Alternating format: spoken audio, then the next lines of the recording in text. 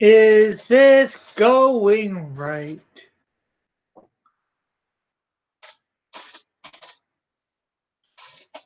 Is there any lag? There does now not to seem to be lag.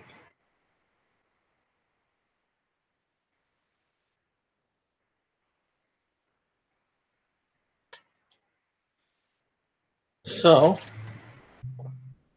I guess we can do this again. As you may have noticed, or may not have noticed, I took down 1 and 2.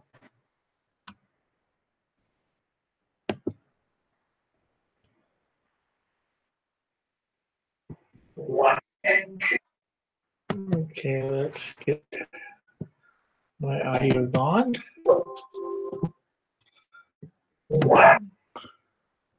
Pop out chat.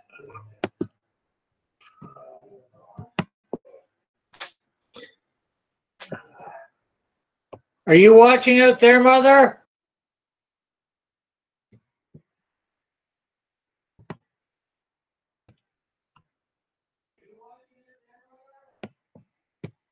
Oh, I might say 2 viewers. I'm actually watching.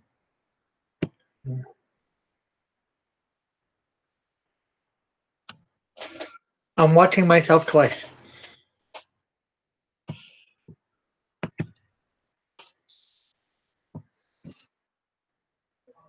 Okay, so give me a few seconds to get other stuff set up here.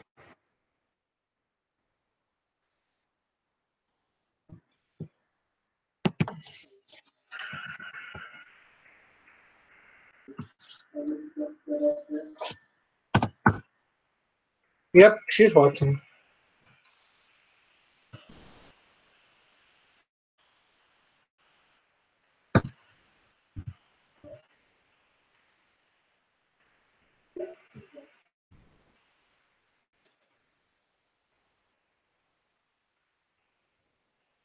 I think that's going up to 3. Woo! I got me, and my mom watching. I got me watching me on my tablet. I got me watching me on my computer, and I got my mom watching me on my TV. 3 things in the same. And turn that down.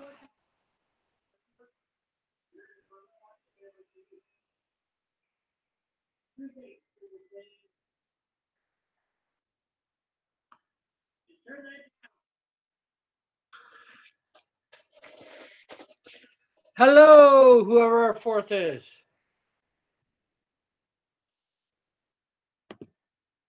The thing to be working properly without lagging. Or it was.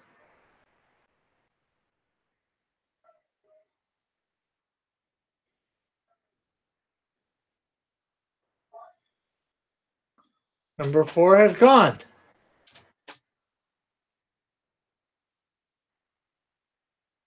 It's lagging a bit though.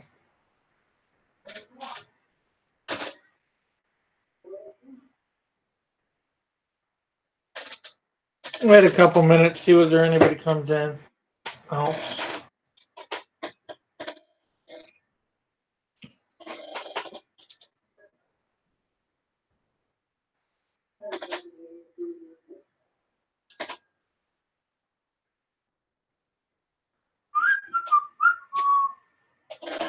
It is 7:35 now. Wait till 7:38.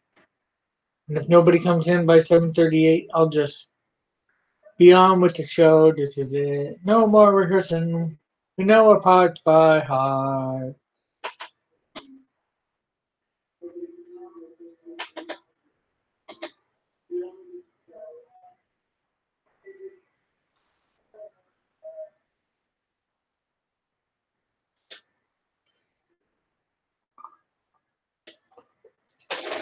And of course, that is 7:38 Eastern Standard Time. Okay, this is weird. I go on to my channel stuff, it says 29 subscribers. But I go into Creator Studio, it says 28.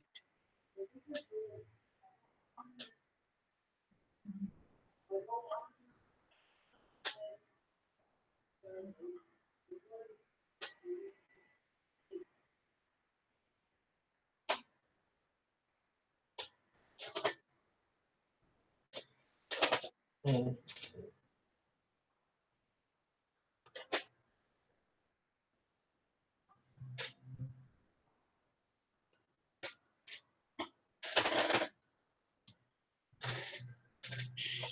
7:37. And all may be well.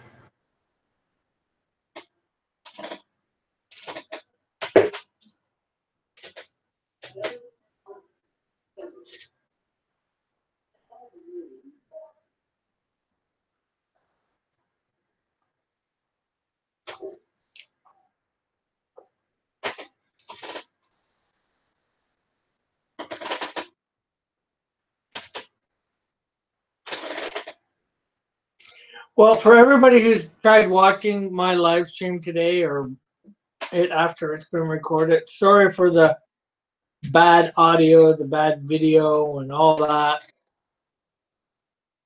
I was having some internet problems. I believe they are solved. Let this not affect you coming to watch my stuff. It's Sunday. Things are busy or something. I don't know. Maybe my company that I'm with had problems. Okay. It is now 7:38. So we will share.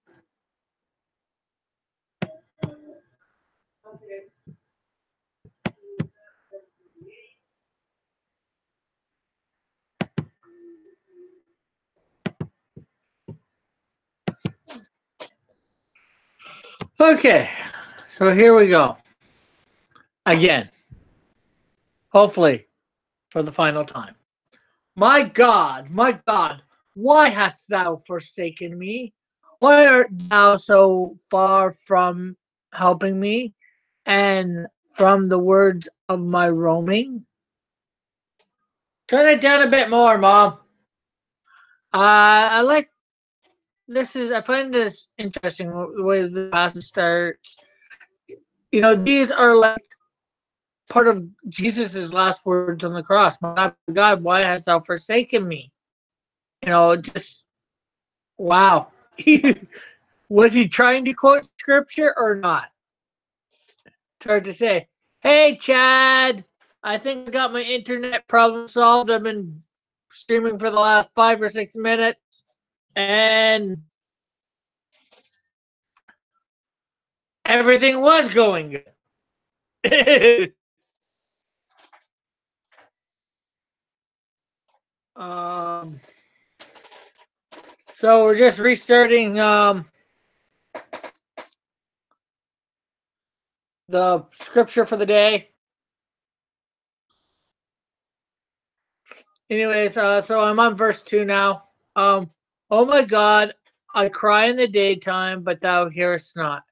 And in the night season, am I not silent? But thou art holy. O thou inhabitants, praise it, the praises of Israel. Oh, and just normally I'm trying to read out of the NIV, but sometimes they don't. I don't want to say they don't translate right, but well, it's good that the audio is good. You can hear me. But as I was saying, I like the way that what I said in my last stream. Probably weren't able to hear me. Um, I like the way this translates a certain word in an upcoming verse, like verse 21. So rather than say the NIV, but NIV is better to. It's easier to read without all of these and thous and whatever. But that's why I'm in the King James today. But thou art whole. Oh, we already did that. Our fathers trusted in thee, They trusted, and thou didst deliver them. So you can trust God. He will come through. Maybe not quite in the timing that you want, but he will come through. They cried unto thee and were delivered. They trusted in thee and were not confounded. I am but a worm. I am a worm, and no man, a reproach of men, and despised of the people. All they, sorry, all they that see me laugh me to scorn. They shoot out the lip. They shake their head, saying, He trusted on the Lord that he would deliver him. Let him deliver him, seeing he delighted in him.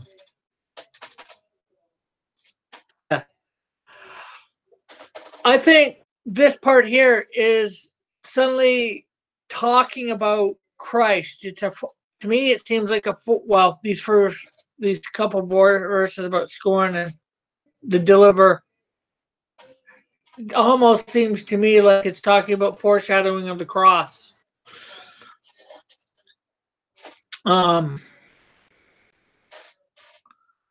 Let him deliver him, seeing he delighted in him. But thou art he who took me out of the womb. Thou didst makest me hope when I was upon my mother's breast. And I know it shouldn't be going back and forth, but obviously this part does not seem like about Jesus, but maybe it was. You know, it's hard to say.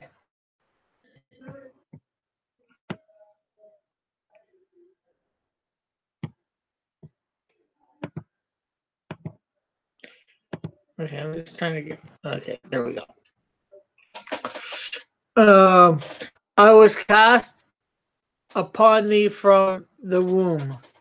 Thou art my God from my mother's belly. Be not far from me, for trouble is near, for there is none to help. Yep, the only one who can help is obviously God. I'm not sure whether we got a fourth person watching or it's still me, my mom, and Dad. But if there is a fourth person who's not me or my mom or Dad, hello. Okay. Many bulls have compassed me. Strong bulls of Bashan have beset me round. They gasped upon me with their mouths as a raving and roaring lion. Again, it seems like it's going back into Christ and how he was rejected and all that here in my whatever opinion. They gasp as a raving and roaring lion. I am poured out like water on all my bones are out of joint. My heart is like wax. It is melted in the midst of my bowels. My strength is dried up like a pot shred. Okay, maybe it's hard to say whether this is about who's ever writing it or about Christ, because some of this seems like it could easily apply to Christ from what we know in the Gospels, but this guy would not have known, of course, who's ever writing this. So it could be prophecy or could not. It's hard to tell in some ways, in my opinion. And Ted or whomever is watching, feel free to chime in with any of your thoughts as well. Although it'll probably be 10, 20 seconds delayed since of the delayed between stuff. Anyways, in the midst of my bowels, my strength is dried up like a potsherd. My tongue cleaveth to my jaw, and thou hast brought me into the dust of death. For dogs have compassed me, The assembly of the wicked have enclosed me. They pierce my hands and my feet.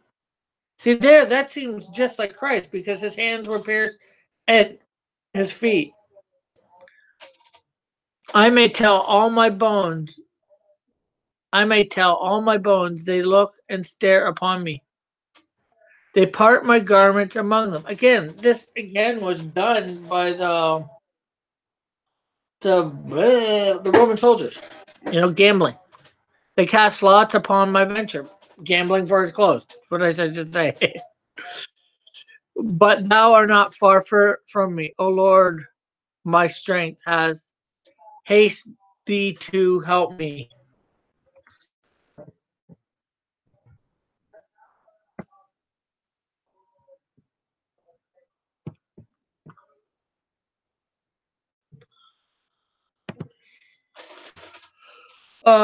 Deliver my soul from the sword, my darling, from the power of the dog.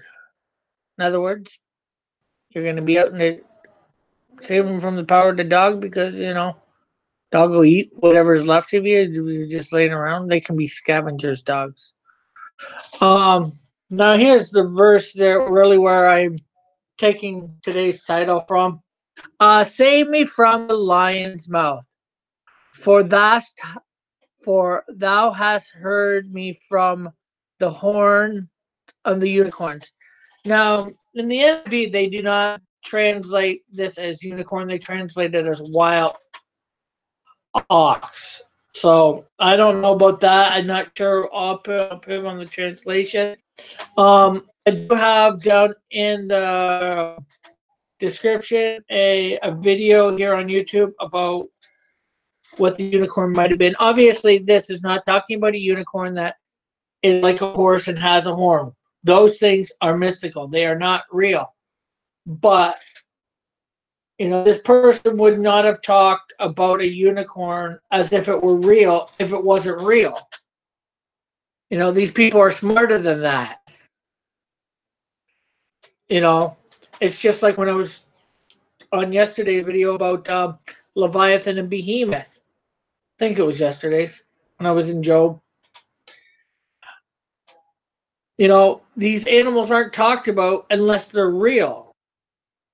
You don't talk about a thing unless it's real to somebody. Well, you can talk about mythical stuff, but you don't talk as if it's real if it's not real.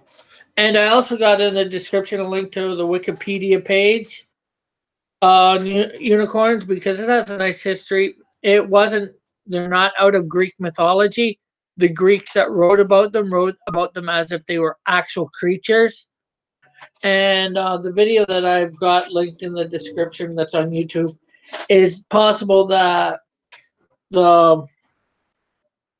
when these guys that are writing about a unicorn in the Bible, or at least the ones that the King James people are referring to, is a rhinoceros, because in 1828, the first edition of Webster's Dictionary, the definition of a rhinoceros, or part of it, is a one-horned creature, because there was one-horned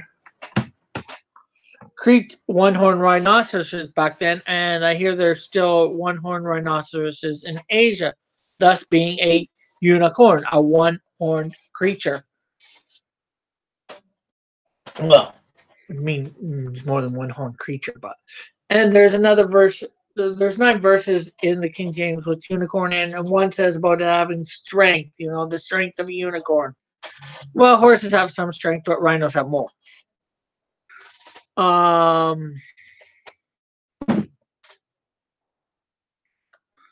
So I'm not sure what more to say. I think you get my point. You can watch the video for yourself, read the stuff, but I find this interesting that it is there, and awesome.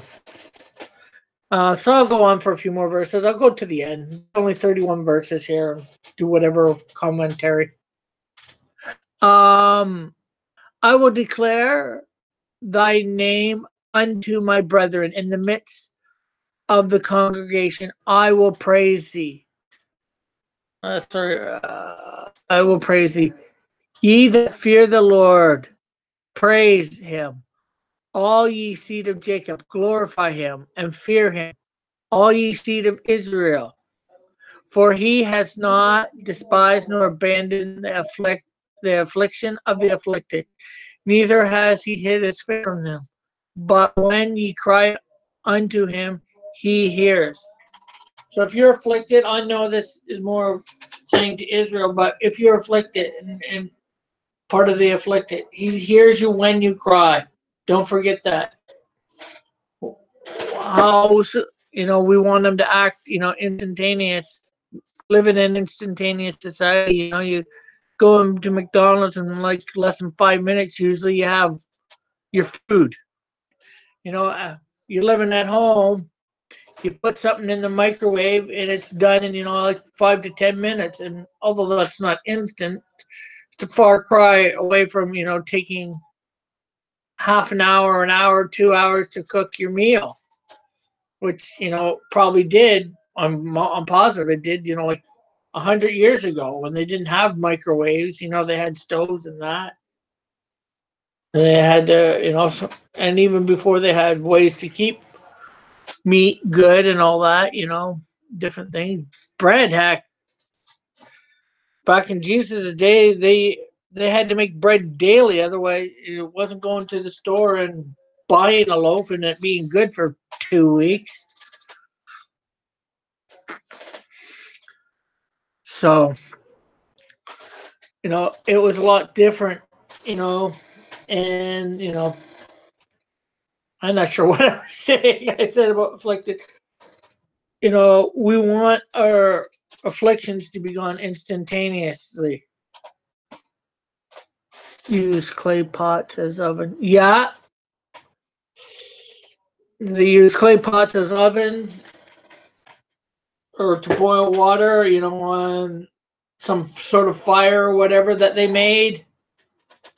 Not everybody had some sort of big oven. They just had to use what they had, Sometimes that was just creating a fire pit and putting a pot on it.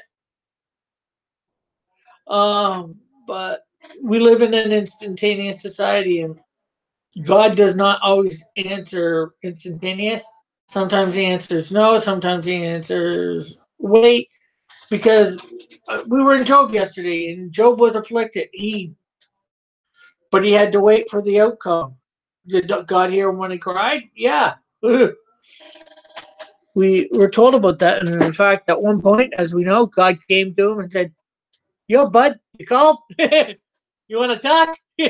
I'll talk. You listen."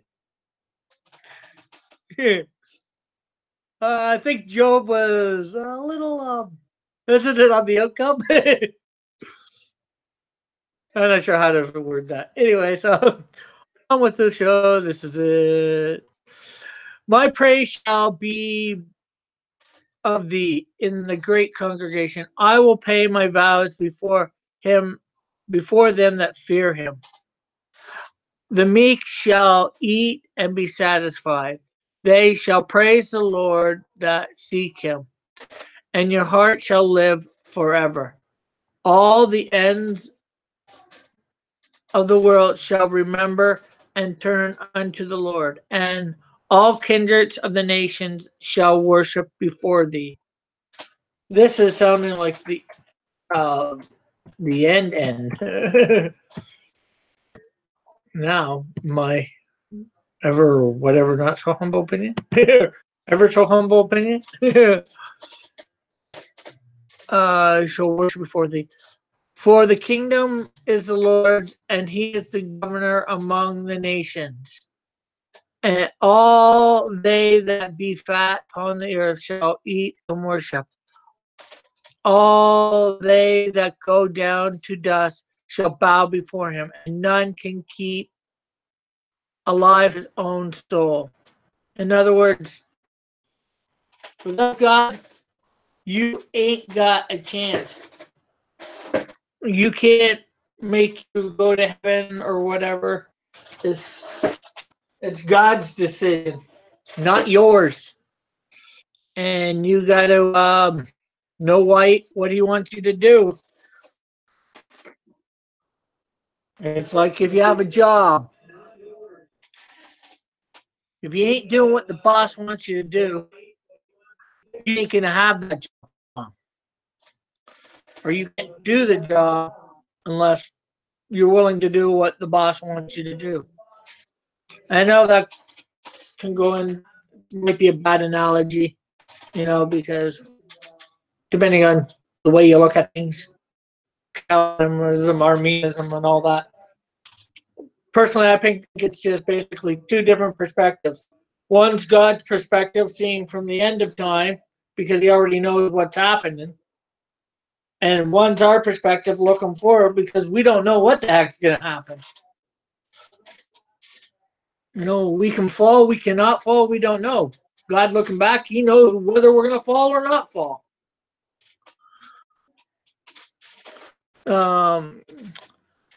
A seed shall serve him, it shall be accounted to the Lord for a generation. I'm not sure what that quite means, but they shall come, they shall declare his righteousness unto a people that shall be born, that he has done this.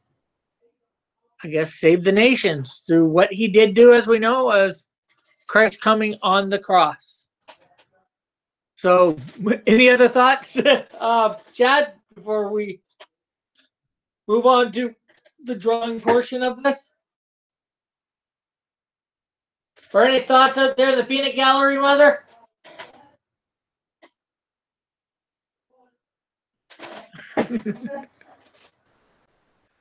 My mom's listening on our TV through a Roku device.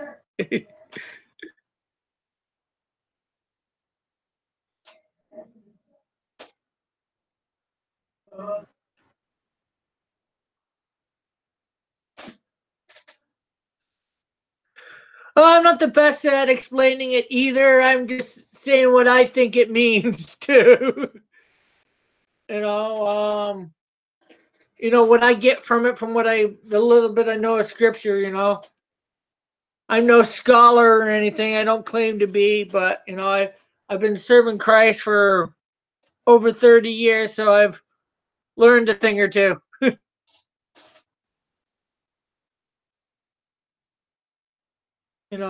I've never gone really in depth with it. I learned probably King James probably the first 10 years of being a Christian, and then it's like, oh, somebody gave me something other than the King James Bible. Mom,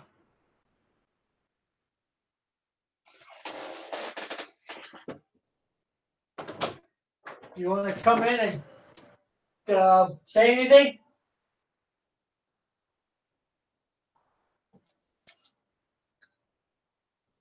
Mom, you want to come in and say anything? Or you're not even listening?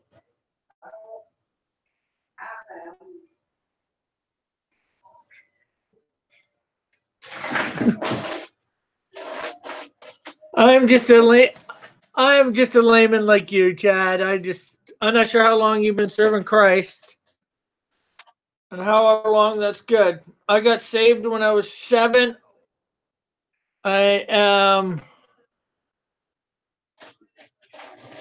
45 now. Wow, it's been 38 years.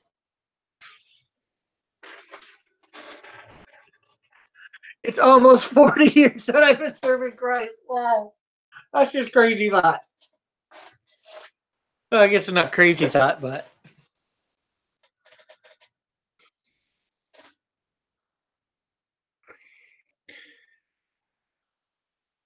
so I guess I'll go on with the drawing portion since nobody has anything to offer.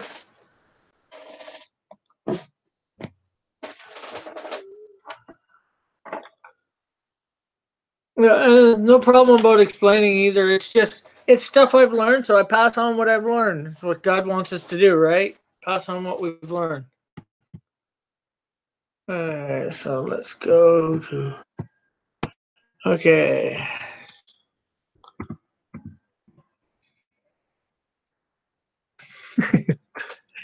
Well, thank you. I get that.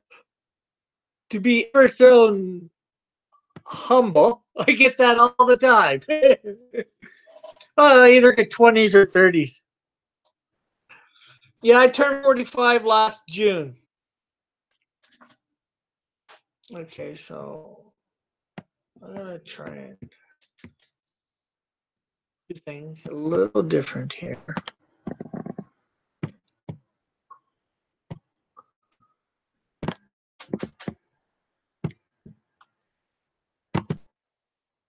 I don't.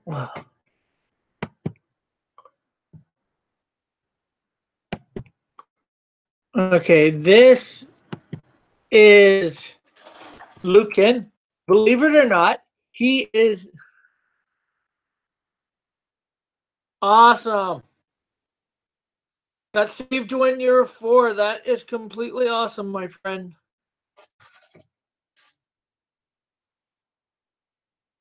And believe it or not, this is an angel. His name is Lucan. I decided to I like to how shall we say it? Not go with the typical stuff everybody thinks about angels and demons. You know, scripture says Saint comes as an angel of light, so he's supposed to look good. Not that it means good angels have to look bad, but I thought I'd give it some sort of stereotypical looking look for a good angel to what Satan, to what we think Satan's like. Put it on a angelic angel.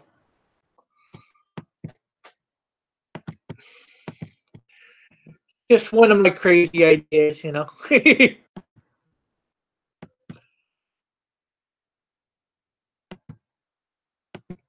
Okay, put that down. Okay.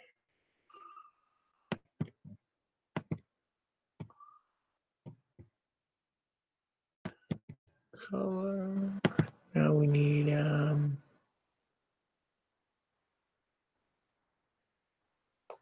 brush.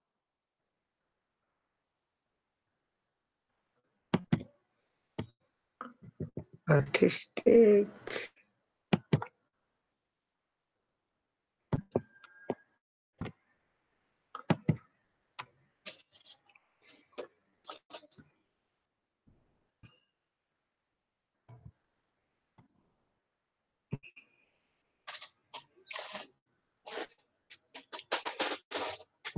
Okay, we'll put that back in.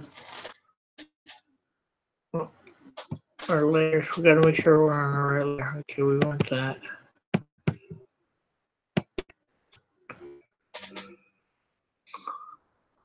Okay, we want our line a bit thicker than that.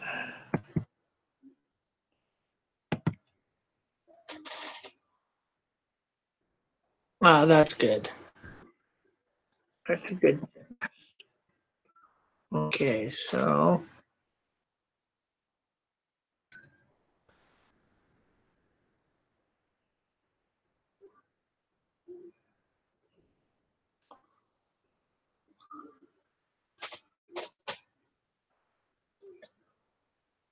yeah, I know what that's like not going to church. I probably about I don't know 11 years ago I stopped going for a while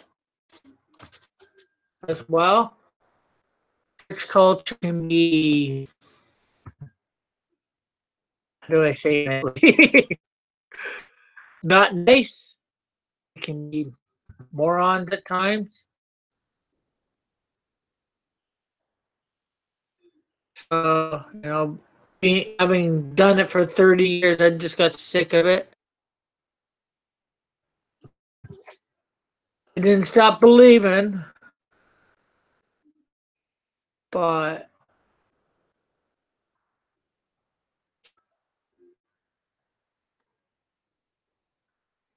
okay, you can't see what I'm doing here. But yeah, like I said, I didn't stop believing, but I just had enough of the baloney.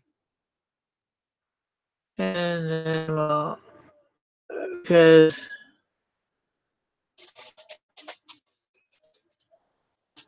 It's not the money that I have a problem with, because it takes money to run stuff. And we gotta realize that, if we want to eat in the we're in our pews, it takes money. If you want to pay the pastor, which you should, he's working doing that for a living, so he should get a decent wage, in my opinion, anyways. And depending on the churches, there's lots of them, and then there's outreach stuff that costs money.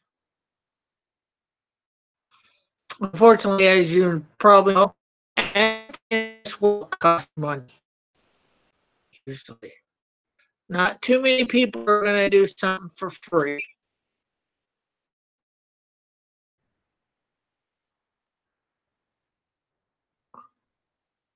You know, yeah, I know churches have volunteers, but they're usually doing stuff, once, twice a week. The pastor's doing it 6 to 7 days. So, like I said, he's deserving of his money. I know you're in this. You want to turn that down, Mom?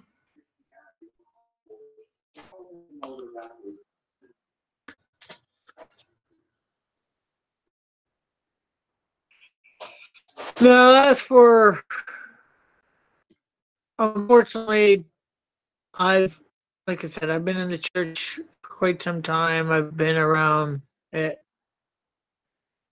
They've gotten better in this aspect, but it's the judgmentalness that I have problem with, and cliques. And I know we're all going to form our own cliques, but the Bible says to be wary of that. Not in those exact words, obviously, because the word clique wasn't around then. But if you can read in between the lines, and I think you get that we're supposed to try and treat everybody equally. I can get that not everybody gets treated exactly equally. You can see even, and I'm not sure whether that's the best name for it, but even favoritism in amongst the disciples. But we don't know why that was. Was that because, was it favoritism, or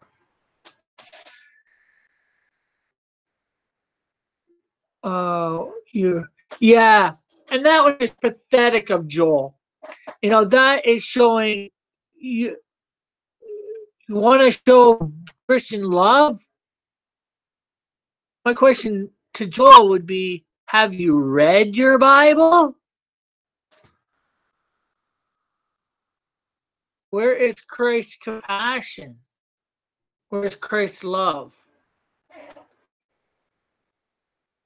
Yeah, a business owner.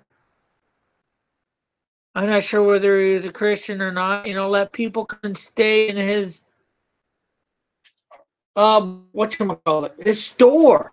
It was a bedding store or whatever, I think I heard. That guy, I'm not sure whether he was a Christian, but if he wasn't, he had acted more Christian than Joel Osteen. He's a better example of Christ's love.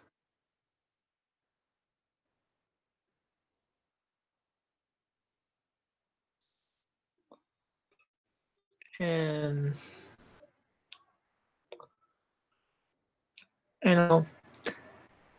if you're gonna master one thing about the Christian faith, master love.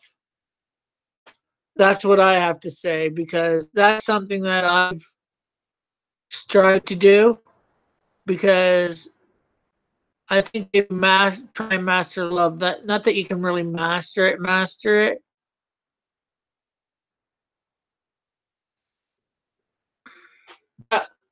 But if you can master love, I think everything comes. The Bible says about, all the other fruits of the Spirit, I think, come because with love, you end up having patience for people. You think better of the best of them, as the Bible says. Patient one is kind. Oh yeah, I said all that. Long suffering, blah blah blah. The fruits of the spirit. I forget what the fruits of the spirit. Uh, Mom, what are the fruits of the spirit again? What are the fruits of the spirit? Okay, I was quoting the fruits. I was thinking as in love is. Uh, just a moment. Find out the exact scripture in Corinthians. My mom's just, as you probably may have heard, gonna find out the exact thing, fruits of the spirit.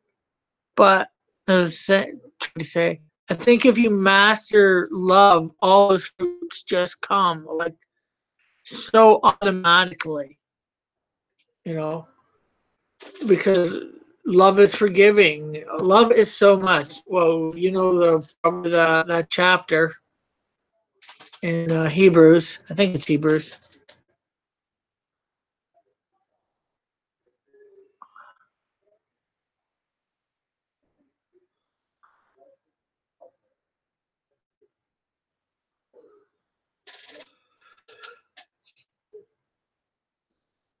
But it's amazing.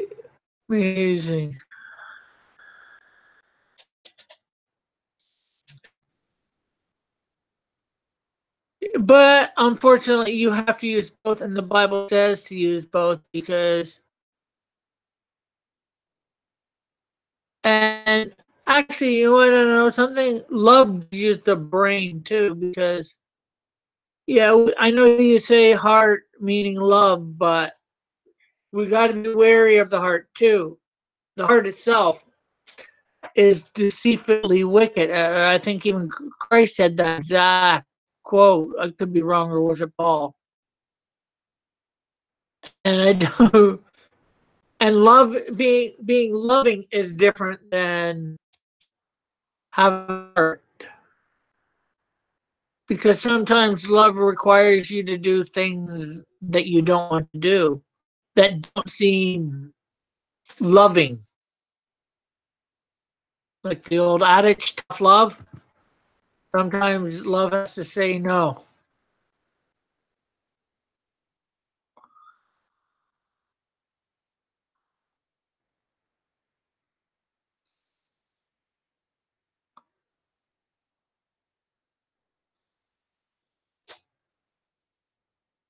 And it's unfortunate, but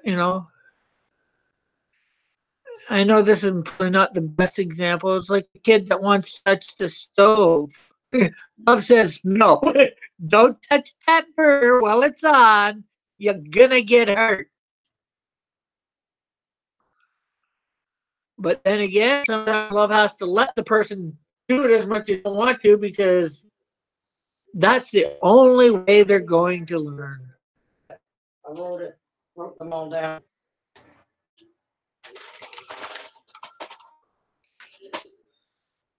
Oh, you got that from the poster, right? Yeah. Okay. Well, it should say the scripture on there. It doesn't, unless it's faded out over the years. Hold on a sec. When I've got off the poster that we have.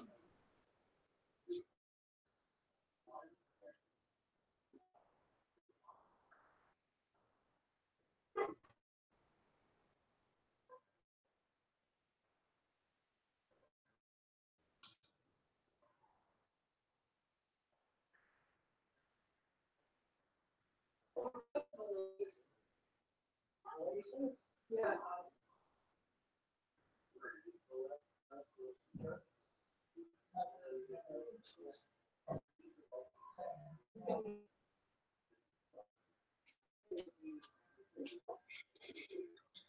Okay.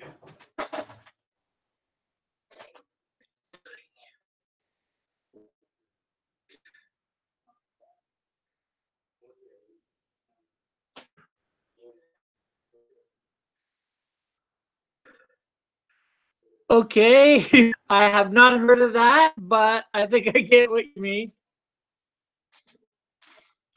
But Yeah, the fruit of the Spirit, during Galatians, I believe, the fruit of the Spirit is love, joy, peace, patience, kindness, goodness, faithfulness, gentleness, and self-control.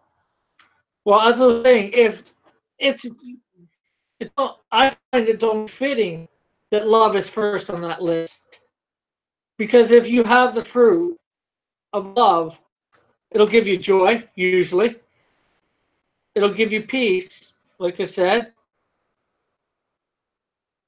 And it'll give you patience. You'll be patient with people because, you love them. Mm, and you got to be patient in so many different ways, too. It'll make you kind in the right ways. It'll make you good in the right ways, because sometimes being good doesn't mean acting nice. Good is not always nice. I know that seems like an oxymoron, but You got the Amplified Bible there? no. But don't worry about it. Thanks for getting that scripture. Faithful. If you love somebody, you'll be faithful to them in different ways, whatever way, especially to a wife or husband, depending on whichever. Or just your friends, you'll be faithful to them as you love them. Not You won't be a jerk to them or whatever. If you say you'll be faithful, if you say you're gonna love people, if you say you're gonna be somewhere, you're there. That's part of being faithful. You'll be gentle. Again, gentleness. Some of these words in our society mean, I think, so much different than what they meant back then when the King James was written. Because our language has changed an awful lot since then.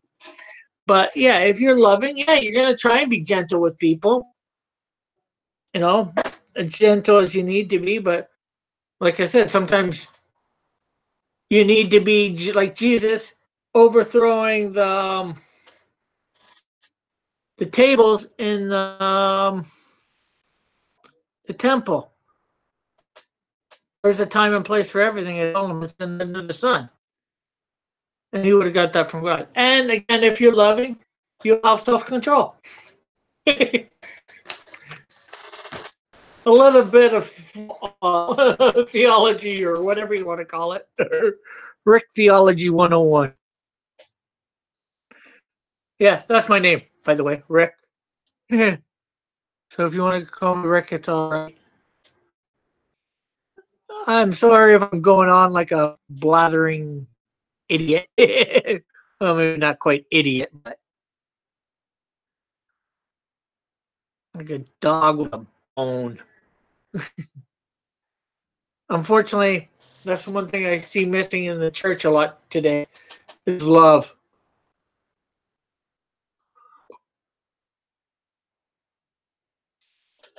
Church as a whole, that is.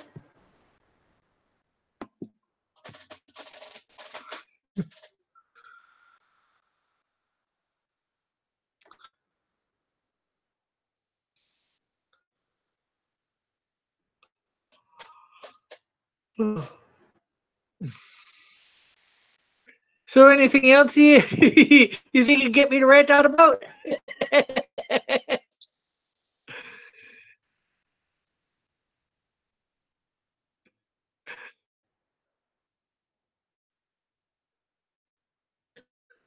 Okay, I'm gonna go to this. Make sure I get it done. Oh.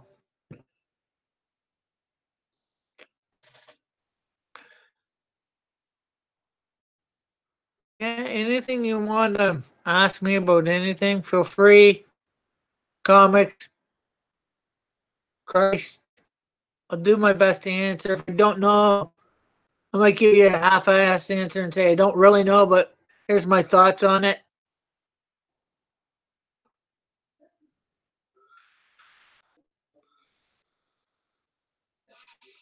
I can help another Christian out in their walk, so be it.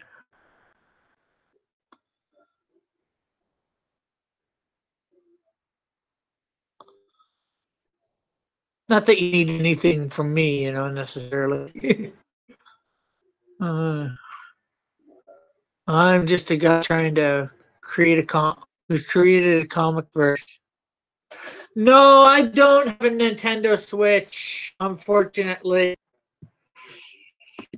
The list system, I have a Xbox 360 that's not up and running at the moment. I have a Nintendo Wii, the first one, not a Wii U. And I have a PlayStation 3, and I have no portable game systems unless you include my tablet, which plays the Android app games. Oh, but I'd like to get them, but don't have a lot of money.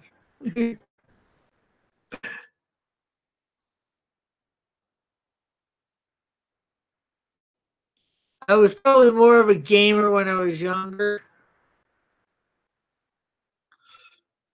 You know, mind you, if I went out, mind you, if I go out and get a game, I become a gamer for like about 36 hours or something like that. Whatever it takes to somewhat beat it.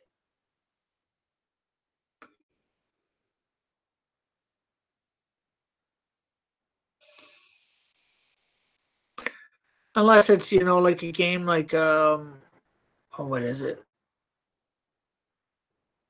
Uh Dragon something. Age of Dragon? No. Uh I'm not sure what its name is offhand, but it's a really good game. It's a long game. It's extensive.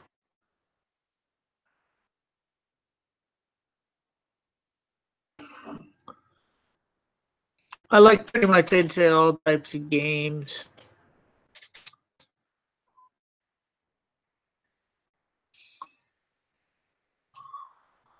Yeah, Dragon Age. Which one? Uh, Age of.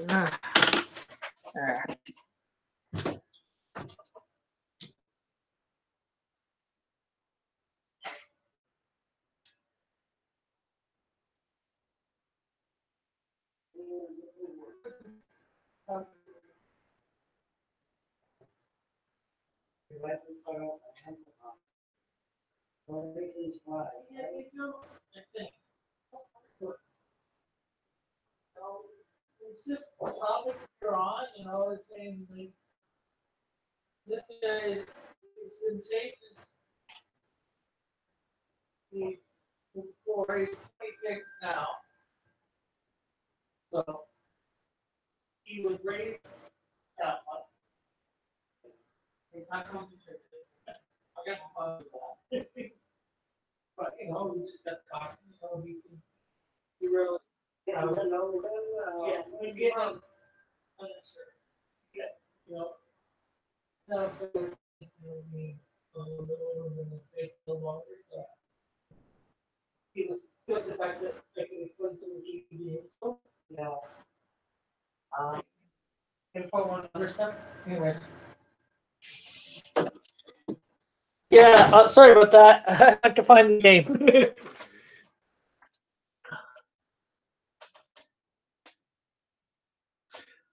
Oh, they are? Yuck. I hate that. I hate when companies do that. Yeah, but the one that I was talking about was Dragon Age Inquisition. You know, that game was a long, hard game. Technically, I've beaten it, but you can still go around and do so much in it. Which, you know, that's good too. I like that in a game where even if you beat it, you can go around and do this stuff afterwards.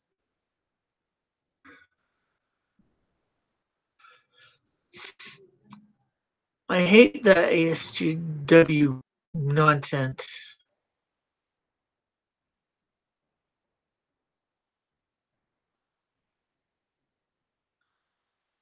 Uh, I played a little bit of Mass Effect a lot. I haven't really gotten into it. I'd like to go back to the beginning to get into it. I haven't heard of Jade Empire. I have played Star Wars Knights of the Old Republic. And I beat it. Well, I haven't beat the online version. There is an online version and an online version, right?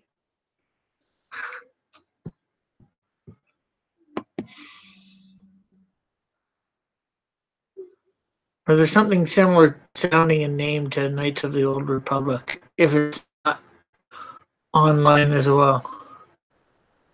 Do they have that for the PS3? Or do you know?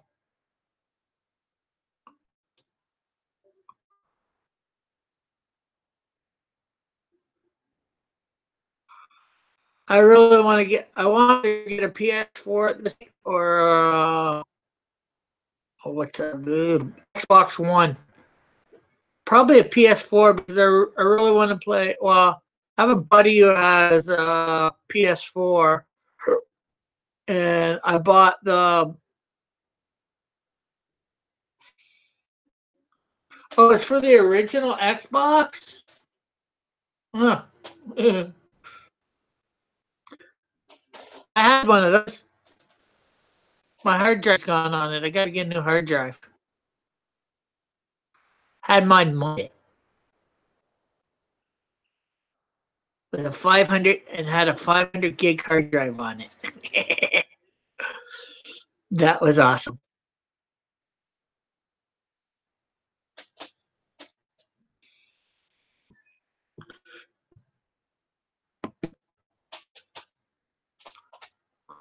Oh, if it was for the original Xbox, it would maybe available on the PS1 or the PS3 if it was available on other platforms besides Xbox.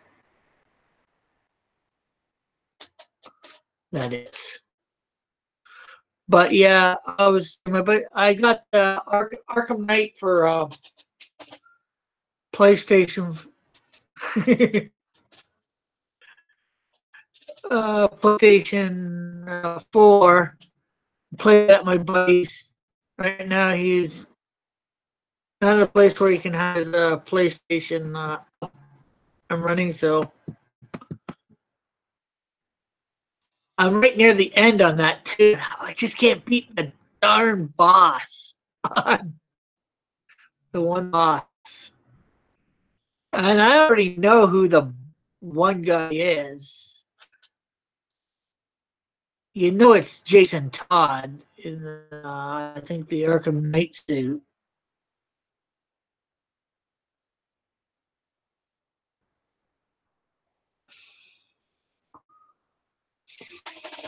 Hope I'm not giving any spoilers, but I really want to play Injustice on the PlayStation 4, and I want to play that new Spidey game coming out later this year. Are you on the stream, Mom? Yeah,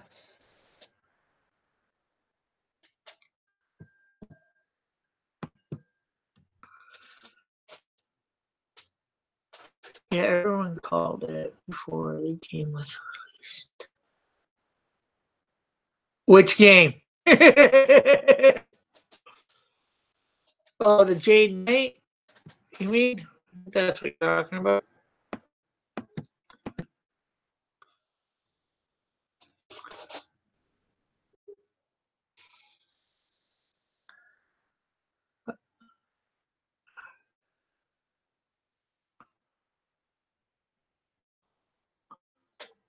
Oh, Arkham Knight, yeah. With Jason Todd. It's just so obvious. Well, for us comic fans.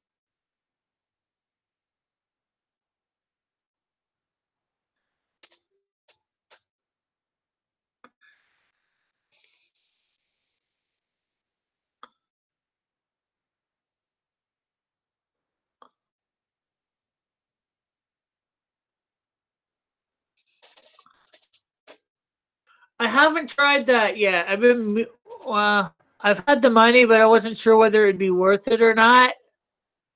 So you're saying it's good. Maybe the next time I have the $20, I'll grab it. I've seen it at Small Mart. Small Mart is Small Mart. Walmart. I like to mock fun of stores and all that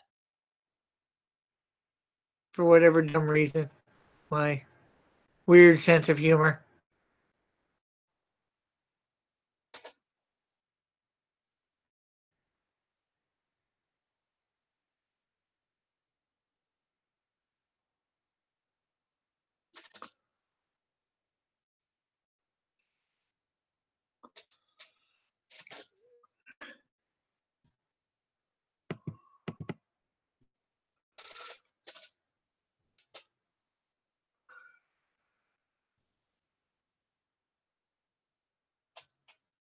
Oh, okay.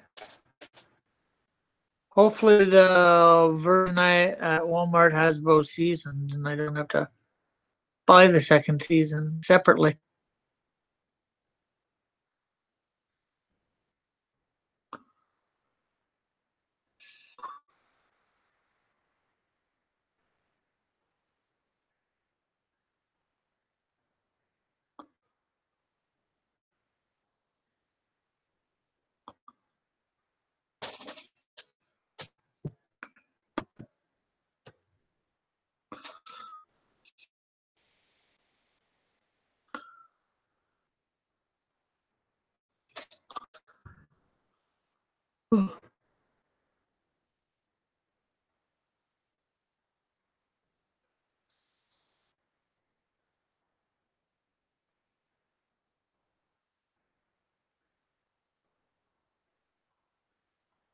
So,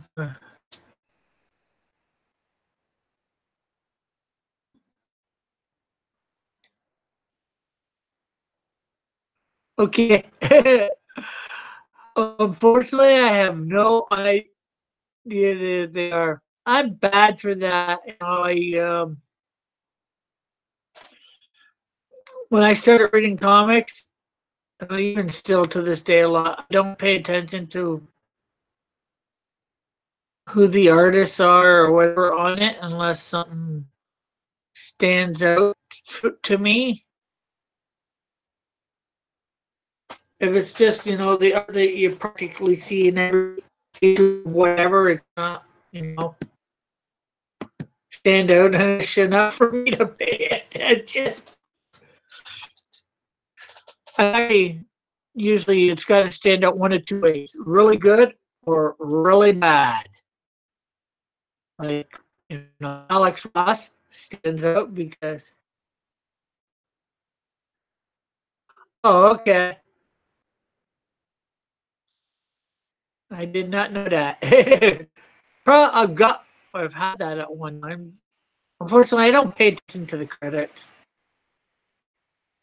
Well, sometimes I do, sometimes I don't. Like I was saying, unless somebody stands out like Alex Ross, what is what? Oh, hello, Mr. Space Taco.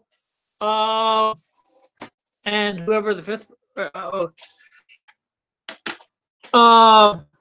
This is a character of mine for the Crossmatch universe. The thing about the unicorn and all that is probably, if that's what you hear, was near the beginning of my stream.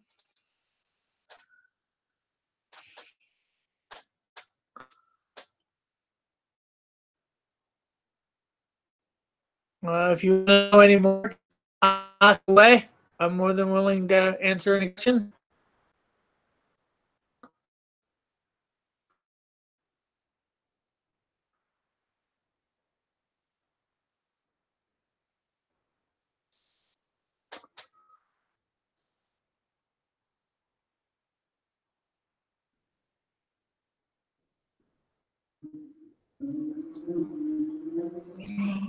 Oh, he's gone.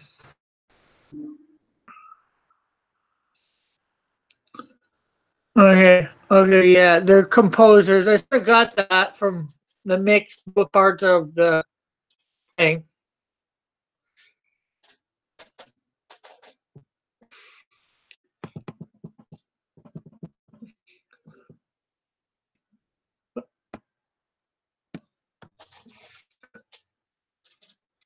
But yeah, like I said, I was just saying, unless something stands out, like Alec Ross's art for instance, it really stands out. It's not the norm. And then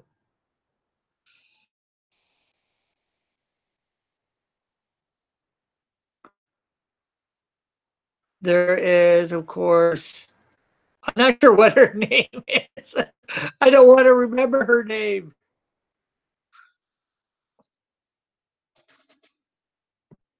Oh, okay. I will try to remember that. Let's see. Christopher Drake. Let's see. Tim Drake is the third Robin.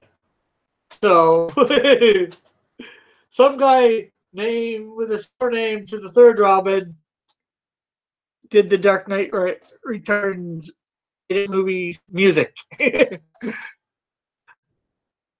But yeah, there was this artist just recently that did Batgirl and the Bird of Prey, and the art in it, in my opinion, well, the art for the most part was good, but the one thing that really ended up standing out to me was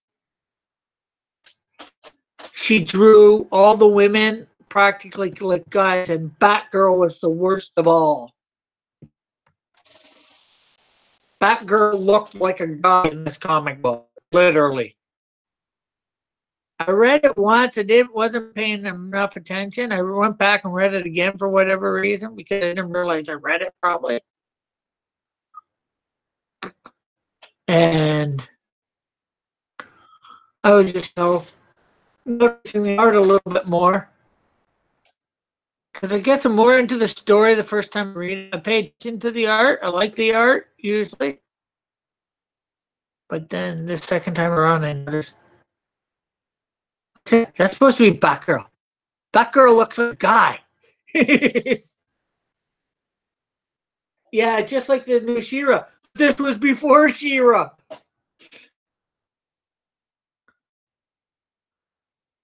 That's it. To me, stuff like that is just crazy.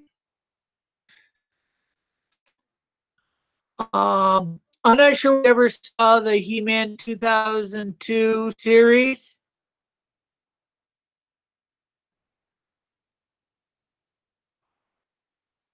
But because of that, I went and tried to do my version of She-Ra. And I've got a I think I got a video on this channel about me revamping it. Well, not revamping it, recoloring it, doing sort of what I'm doing here to it. I think mine would have been better than She-Ra for the look.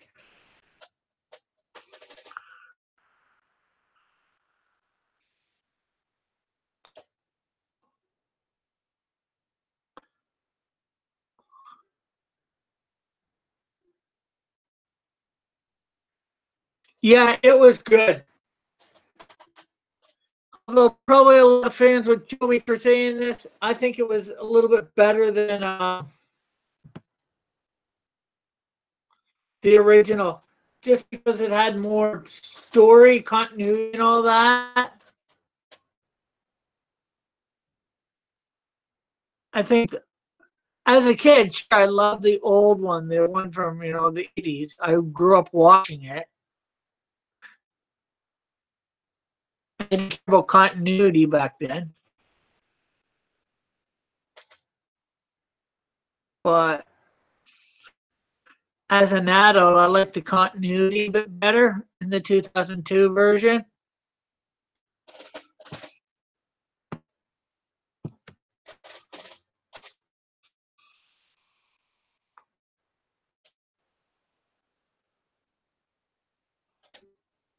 And that's not to take anything away from the original, because if you didn't have the original, you wouldn't have the new one.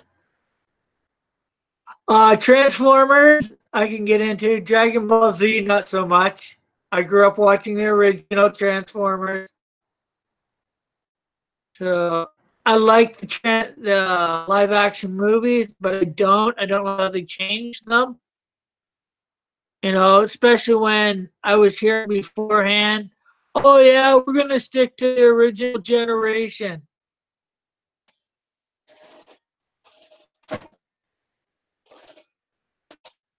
Yeah, early to mid Cartoon Network was good. Well, I never really got to watch cartoon. Well, we have it up here in Canada, because, but it's probably not quite the same as one in the U.S. I think you're from the U.S., right?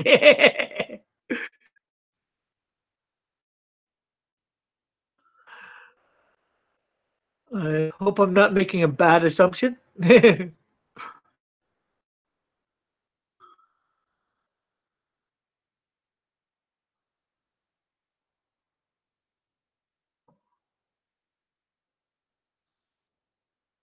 But yeah, and I don't mind. I did like some of the shows in the, like, I guess the '90s and the early 2000s, like Dexter's Laboratory. I thought was pretty good. Um, didn't really like Powerpuff Girls. I thought so. I thought you were in the U.S.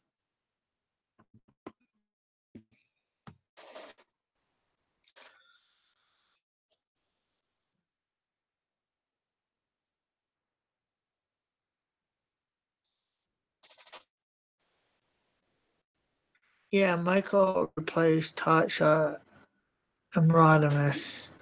Probably, yeah. Well, Bumblebee wasn't even.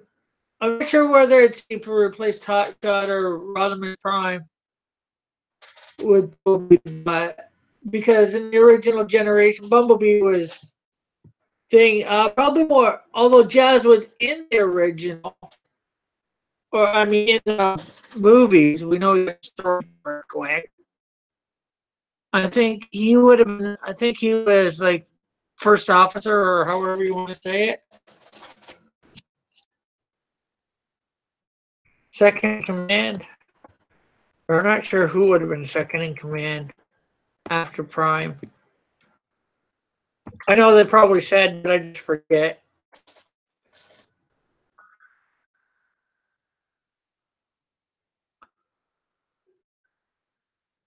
I've heard of it. I haven't watched it. Although I watched this thing called, and you might watch it too, called, uh, who's it by? Screw Attack. They do this, versus thing a lot. They analyze the powers and all that. Recently, they had an episode about a month ago with Samurai Jack versus some samurai, some black samurai. I'm not sure his name offhand. I hadn't heard of him before.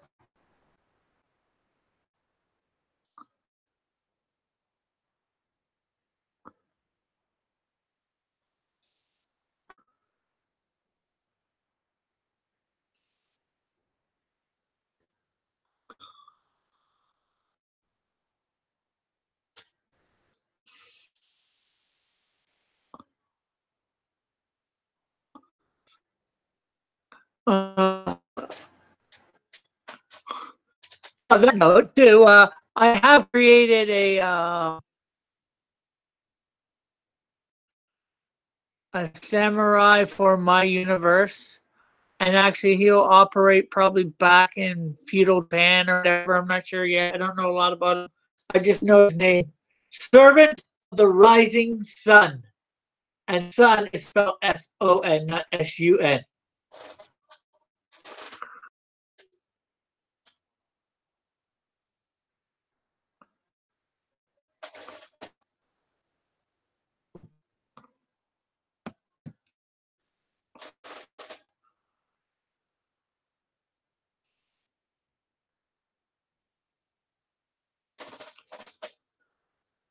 Okay.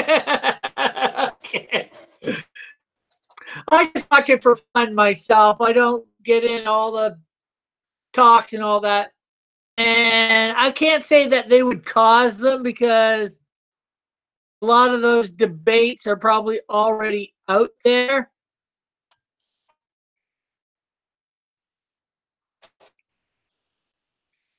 but everybody to their own opinion. You don't want to watch it, fine by me. Like I said, I just watch it to be entertained, you know. A lot of times it's not going to change somebody's mind too either, you know. I know you take the whole one from a while, quite a time back, the Goku versus Superman. You know, the Goku people were, even after, you know, they explain it, blah, blah, blah, they weren't impressed.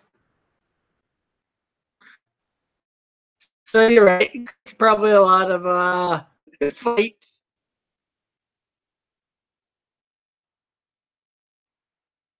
But if you don't go and read the chat stuff, the comments, you don't get into that.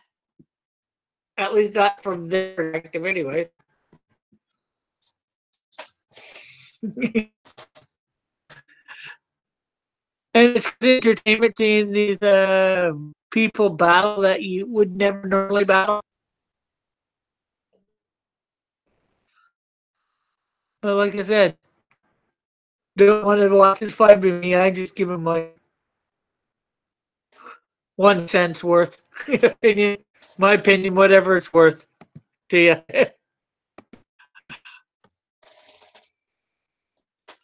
That's anyway. I can come up with an opinion on any subject. Whether it's good or not, that's to be debated. Or that's for anybody to decide for themselves.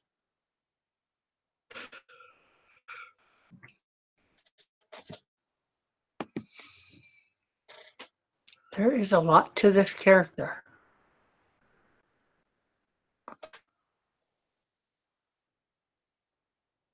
But then again, probably talking and all that, doing other stuff, doing it's not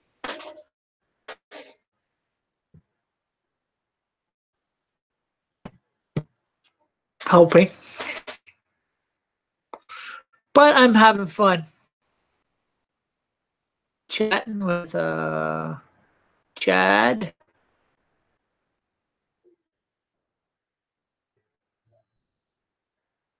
The Not Mad Chad.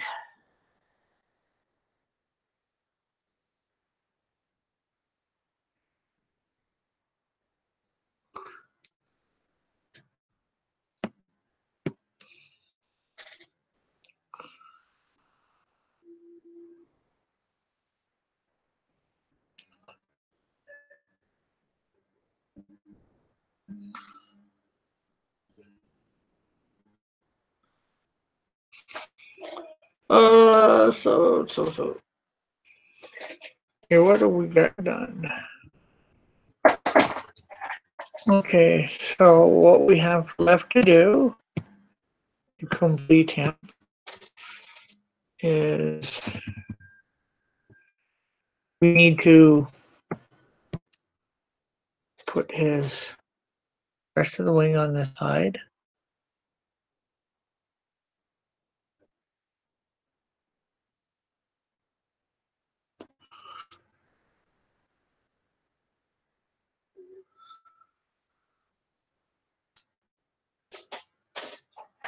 Yeah, Stan rating might be good to replace James Gunn. I like the Spider-Man, but I didn't.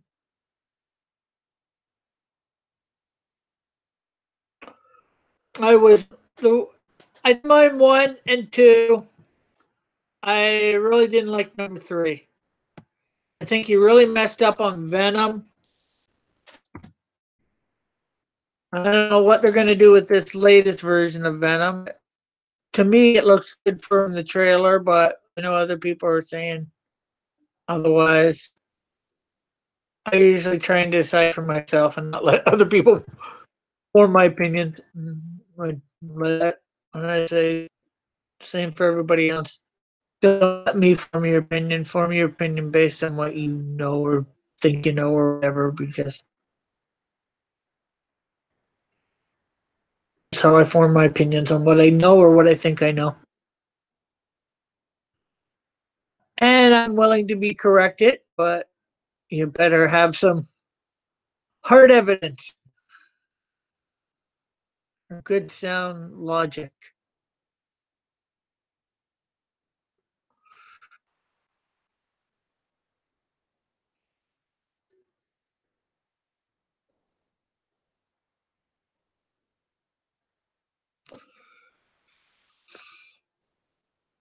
But yeah, Sam Raimi, I think, would be a good choice too. You know, I haven't seen it.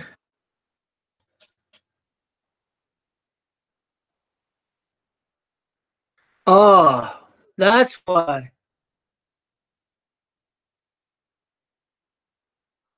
I did not know that. Frankly, they didn't do Venom justice. Venom is a villain that deserves the limelight and deserves a movie all by himself. I didn't even really like the Sandman connection to Peter, you know, but what can you do?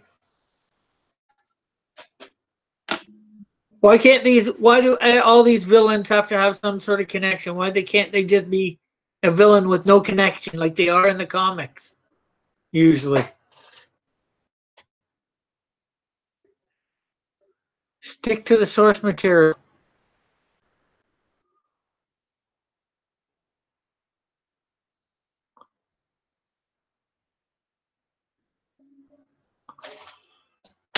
That's what some of these creators forget. Okay, I think I got everything there. So let's see there.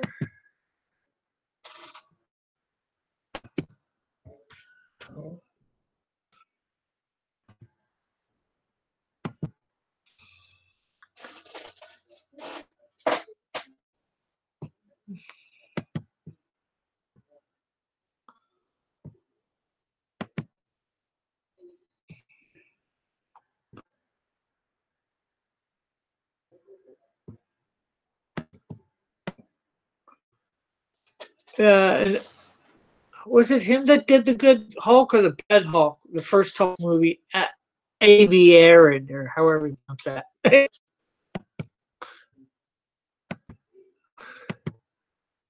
That's another movie I wasn't impressed with.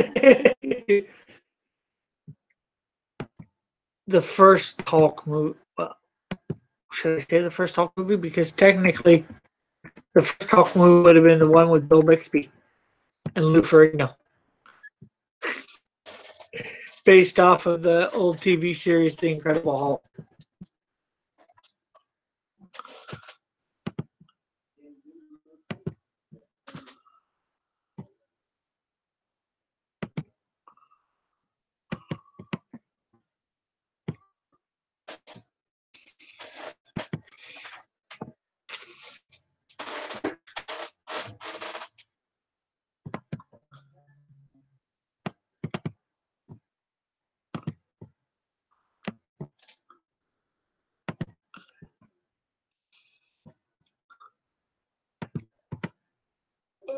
Yeah, I like superhero movies. Well, so I go to them, anyways.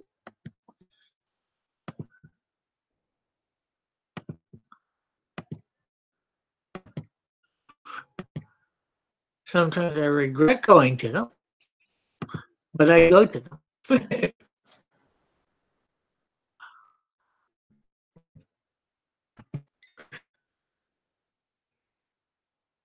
You don't remember what?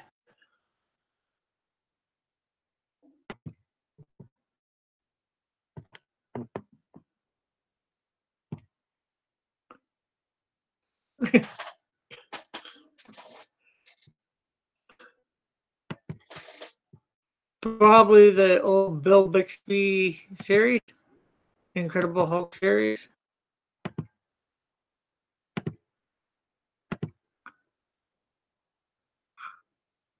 I'm guessing, but you.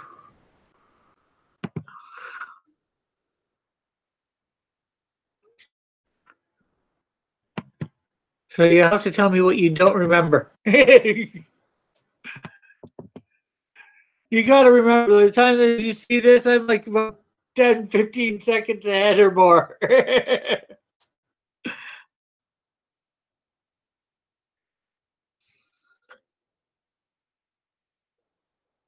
Oh, okay.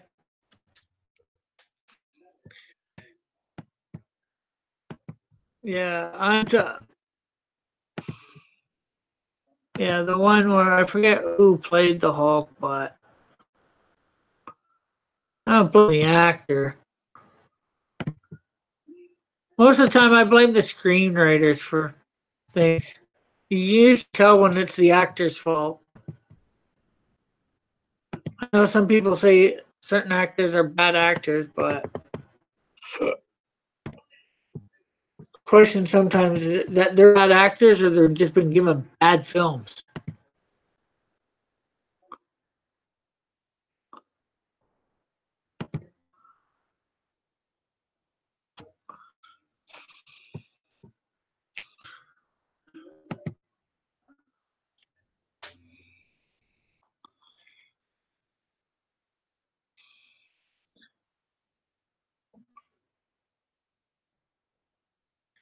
Yeah, I'm just not sure which one he was involved in.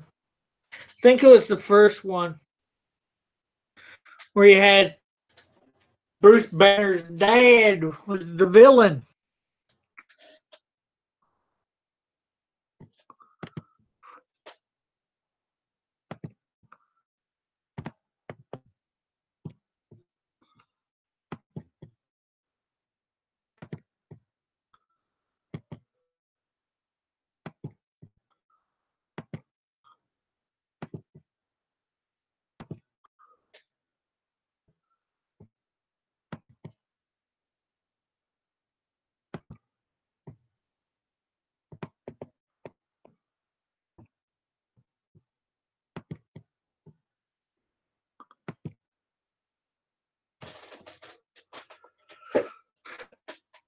Yeah, he was good. Nicolas Cage as Big Daddy in Kick-Ass. I liked him in that.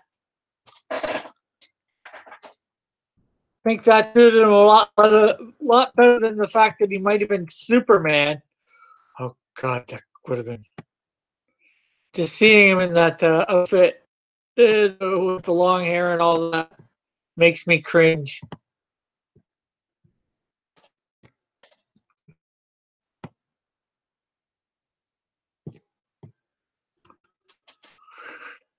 Oh yeah, Jim Carrey wasn't bad as the Riddler. I liked him as the Riddler, although the movie itself, that's a different story. Not one of the best Batman movie out there.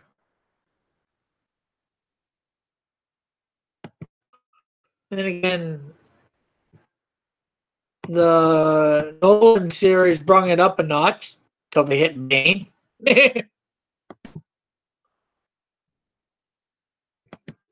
What is it with superheroes and movies and their third ones that just totally suck?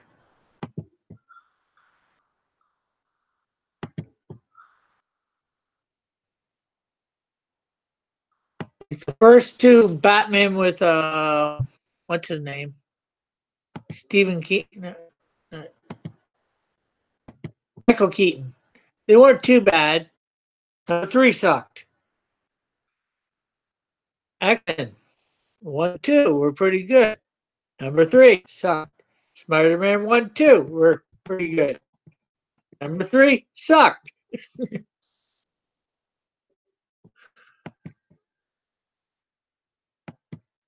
Not anymore. Oh, in Kick-Ass. Yeah. Who was he in Kick-Ass again? I remember seeing him, but oh, Kick-Ass 2. Okay, still, who was he in Kick-Ass 2? I know I should know. Because Jim Carrey, he's Canadian. If you did not know that. Tim Burton. It was Tim Burton in Kick-Ass 2. Okay. Can't say I remember the character.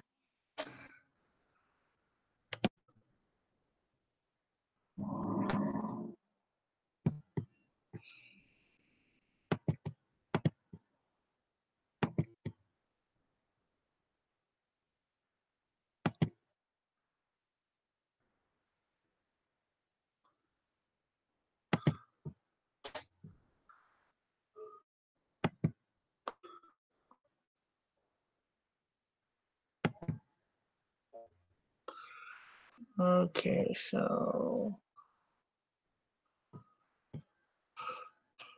see gradient.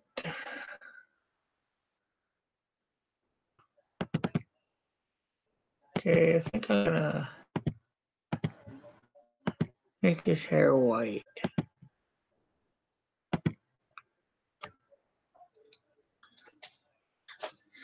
Oh, because they fired Tim Burton. Okay, yeah. Well, that Batman series number 4 sucked too, as well. So, but I'm just saying, it seems like there's the curse of the 3 with Superman hero movies. Let's see, Iron Man 3. Yeah, Iron Man 3 sucked. There's parts of it was good, but that whole Mandarin thing just made it suck.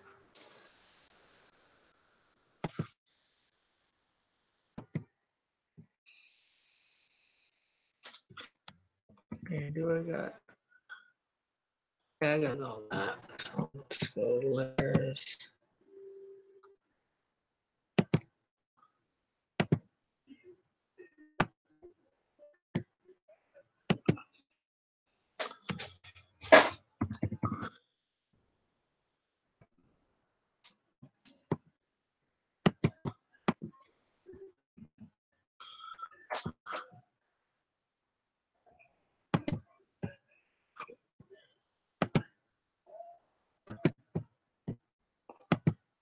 Uh, Still on that.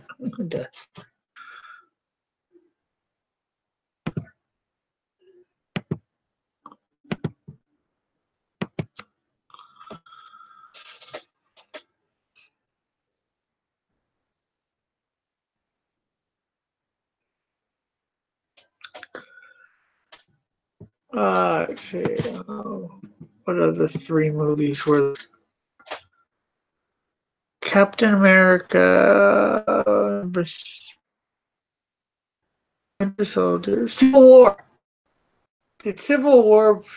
Oh, Civil War wasn't bad. I don't think it survived the curse of the 3. 4 was good, so it survived the curse of the 3.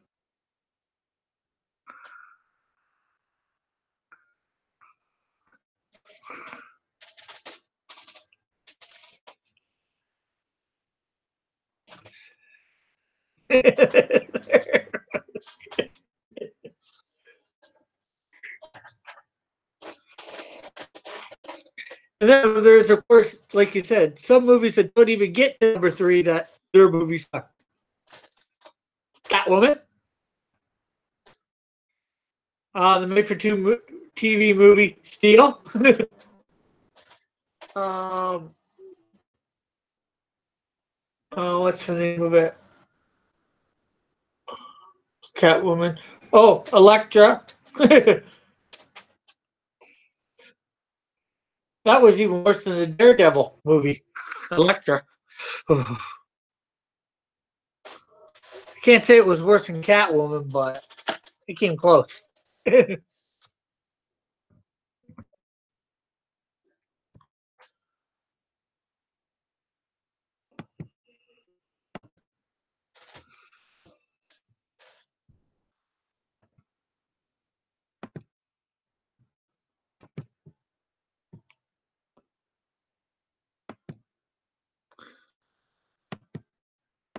But for a lot of movies that get, especially superhero movies that get to number 3, they end up sucking.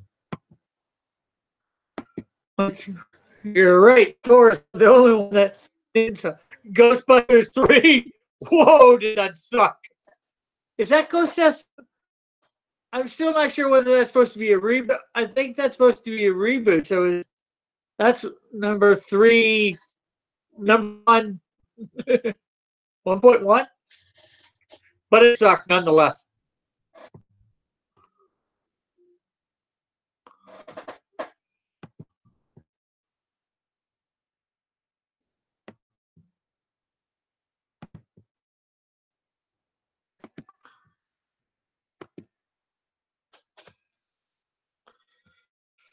Okay, so I do not have what color his eyes are planned out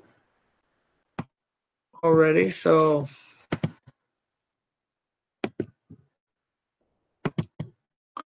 I'm just doing his eyebrows. They're white on them, so everything there is going to be white.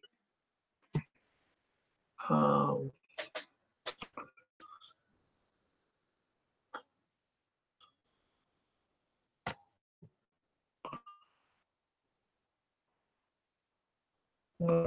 gradient. Mouse.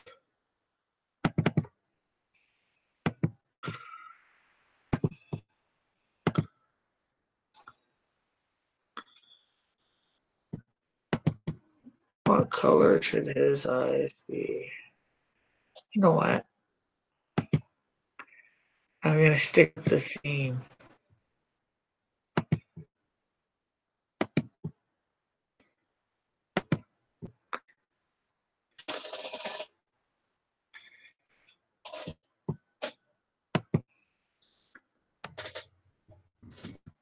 So there we have Lucan, angel of the one of the angels of the Crossverse. So now we got to save him. That way, all that work is not for nothing.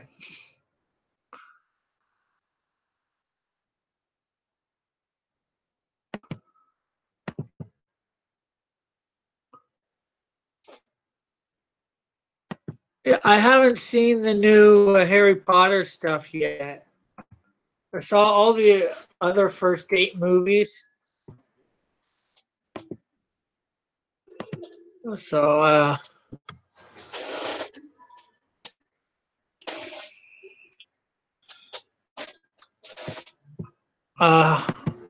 with that, and I want to see him just to see him. Maybe I'll download him.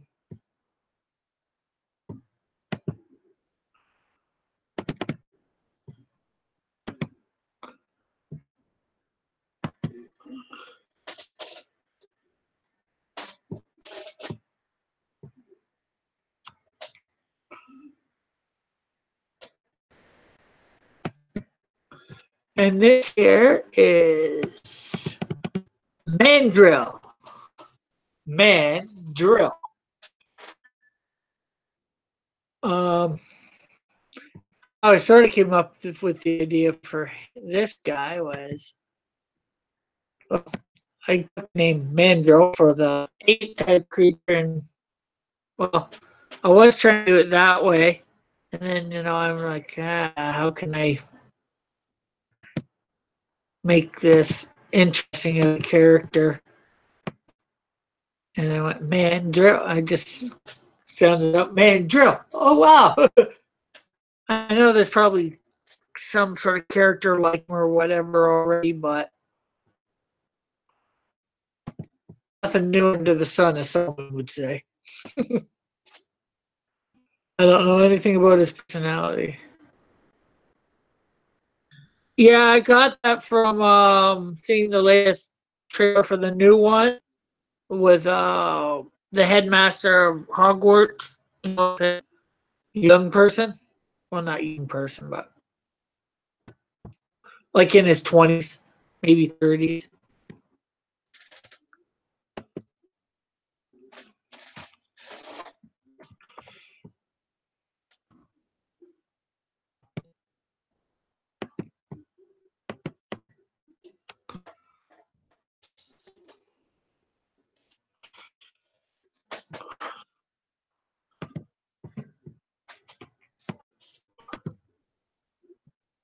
I like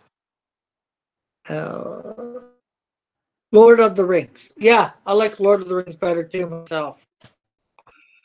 I've got the extended edition. Uh, and I've got the extended edition for the Hobbit as well, all on Blu-ray. There is a lot of extra features in that stuff.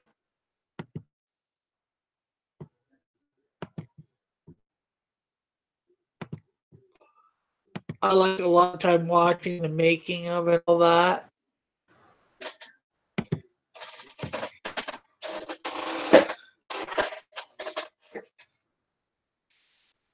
You mean Dumbledore?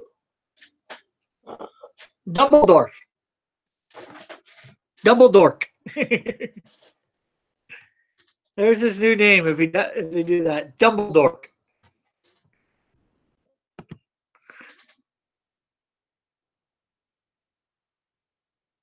Okay, I forget who Grenwald is.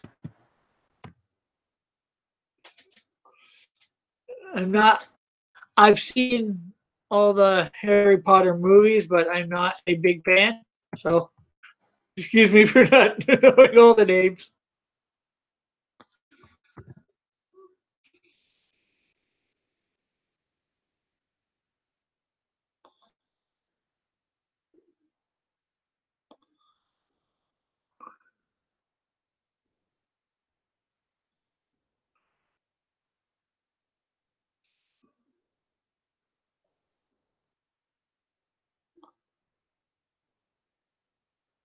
Is Grenwald the main character in the Fantastic Beasts series? Or is he from the original Potter?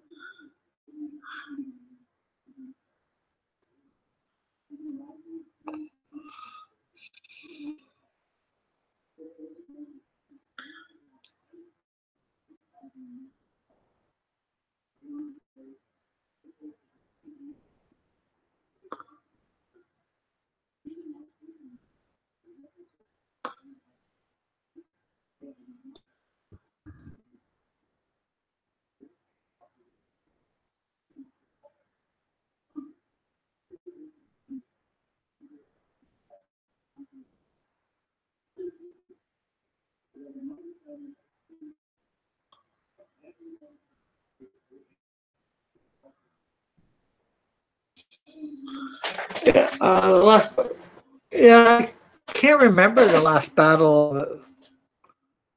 Like I said, I've watched all the movies, I'd say once, so.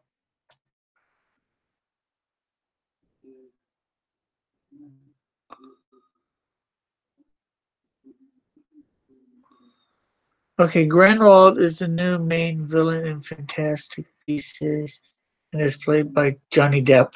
Okay. I haven't even seen the first of them yet. I've been wanting to. Now I'm not so sure I want to.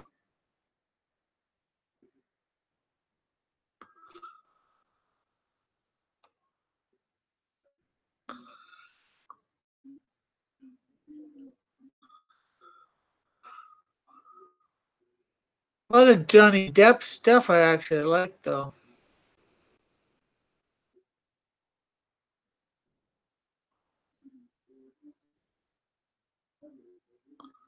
He's good as Captain Jack Sparrow, that's for sure. I know the other stuff I've seen him in that I like.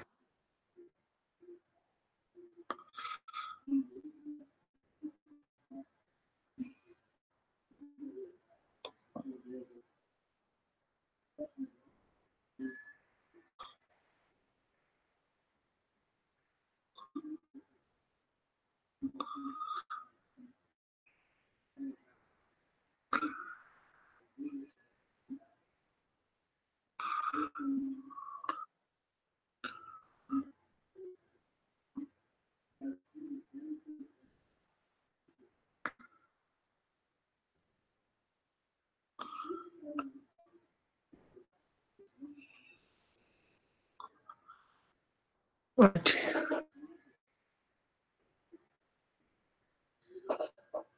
Yeah, I can believe it.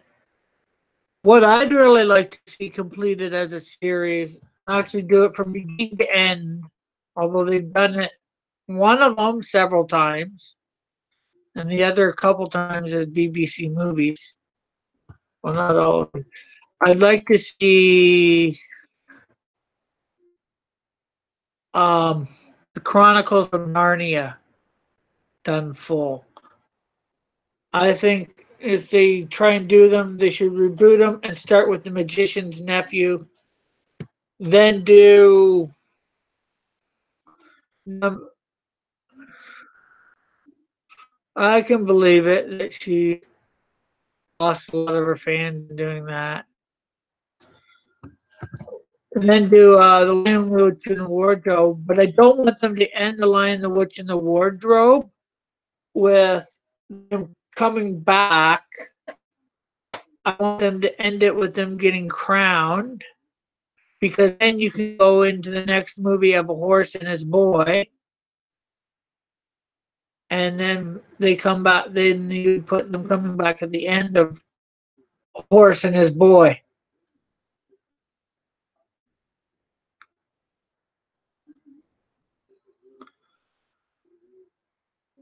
And then you go on to do the movies, the books as they are. Because, oh, yeah, A Horse and His Boy takes place, well, Peter and all that are in Narnia the first time. Peter, Lucy, Susan, and forget his name. I'm bad.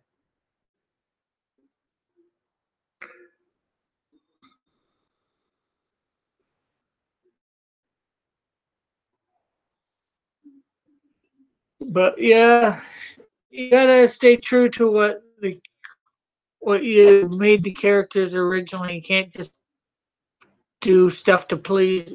Well, you gotta do stuff to please the fans a little, but you gotta do stuff to please the fans, not be politically correct.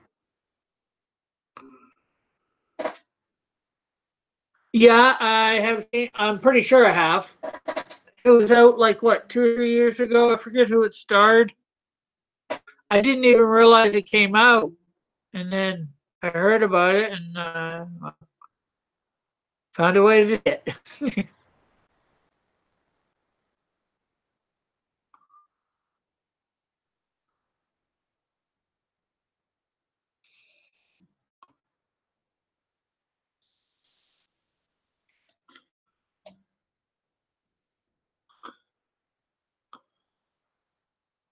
So yeah, the judge. I like Judge Dredd.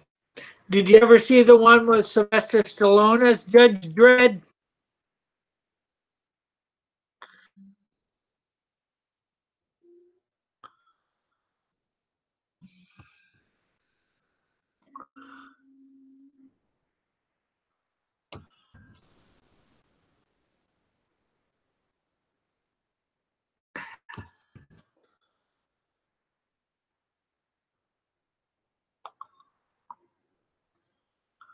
Yeah, definitely a good movie. I can give it a thumbs up.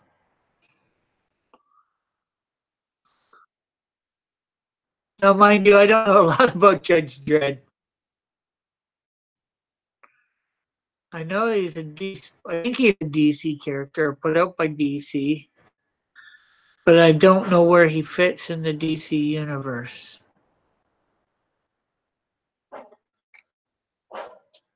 If he's a DC character.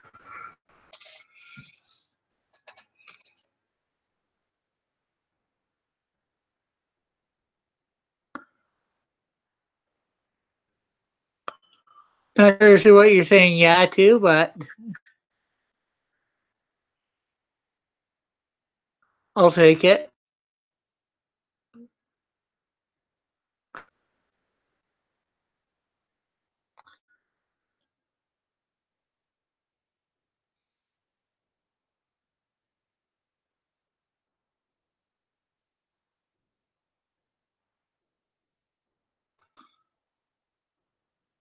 Keep it down. I don't want anything copyright going on my stream, Mom.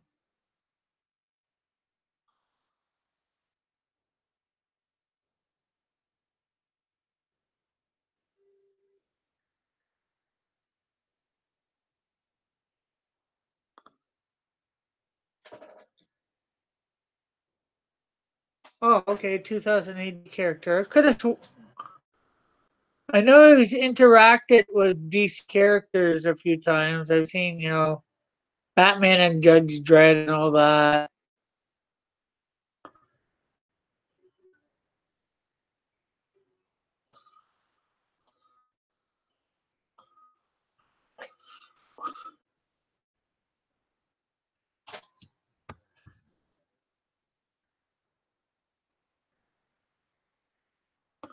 British comics.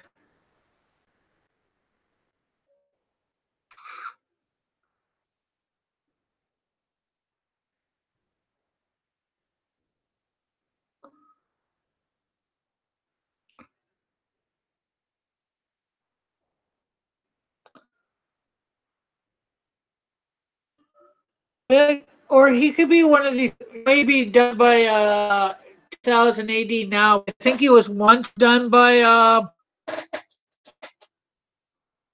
DC. I think he's one of those characters like the Spirit.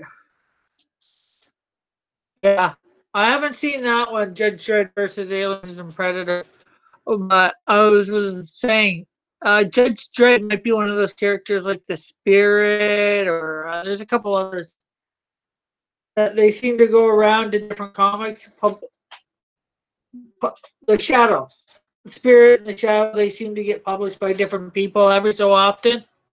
They're not owned by DC or Marvel, or they've been published by a bunch of different people. Although maybe I think the Spirit might be owned by DC now. I don't know. I don't think so. So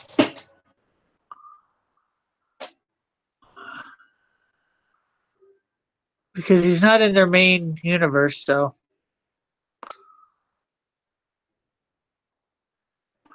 usually somehow the character that they own they end up somehow incorporating into their main universe somewhere somehow.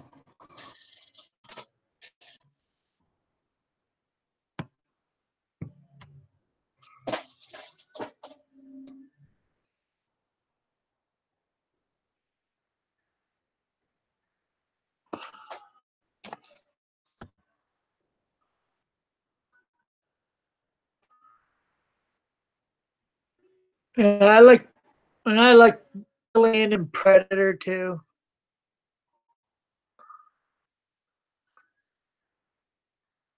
I'm not a big horror fan. I like most vampire and type that werewolf type stuff I'll watch. But there's one vampire movie I think that's above all. I've watched it once and I'll never watch it again. 30 Days of Night.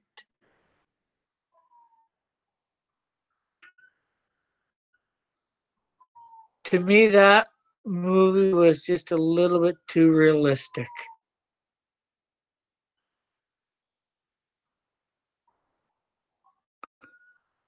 Then they had to go make a second one, and it had to suck.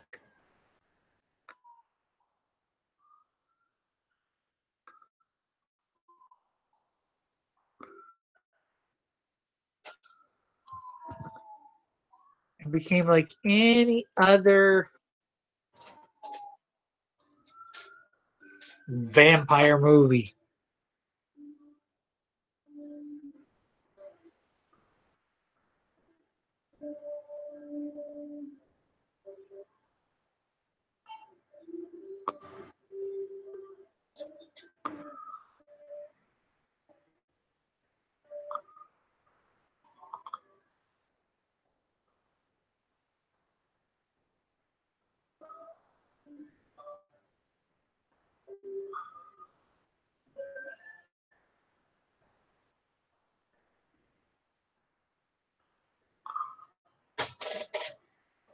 Yeah, that's the one with the vampires in the Arctic.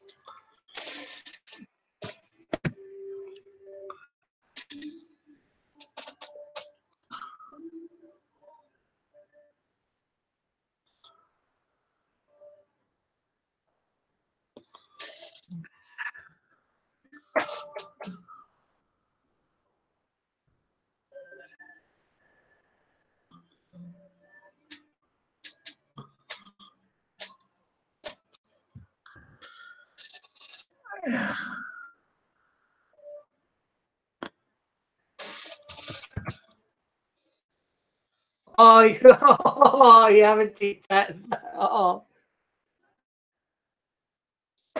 As much as I'll never see it again. I do. If you like vampire movies, and I can't say I'm a big vampire movie fan, but that is a vampire movie to see. It, in my opinion, it's different than any other vampire movie.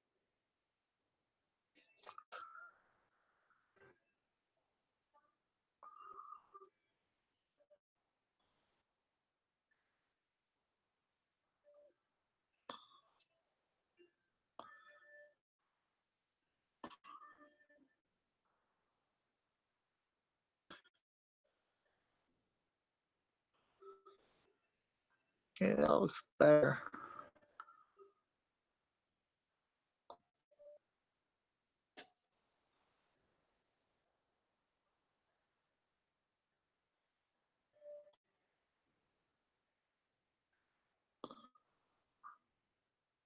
Yeah, that is one creepy movie. To me, it's a little bit too realistic because I think if vampires were real, that's exactly what they do. They do exactly how it was in that movie.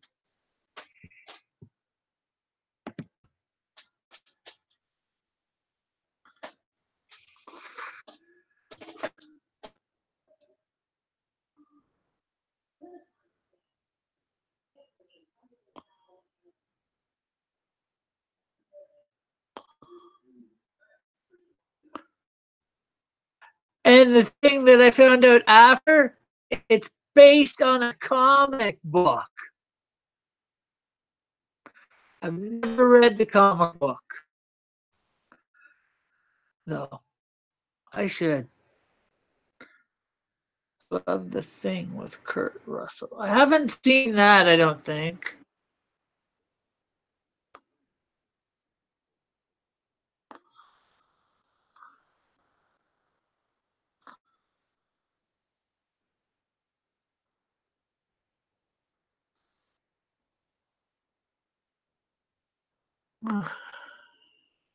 No, I'm not finished here.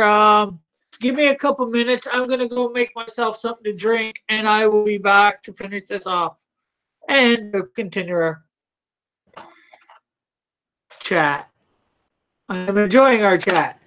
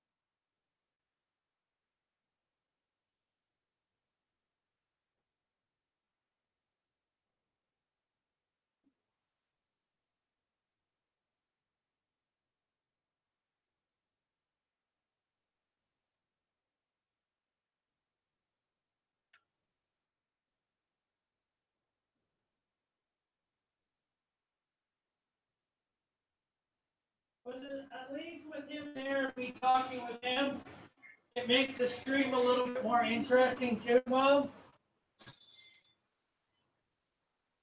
I said at least with him talking with him, it makes the stream a little bit more interesting.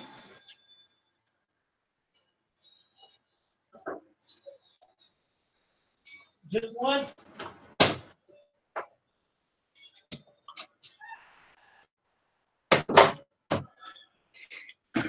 Okay, I am back.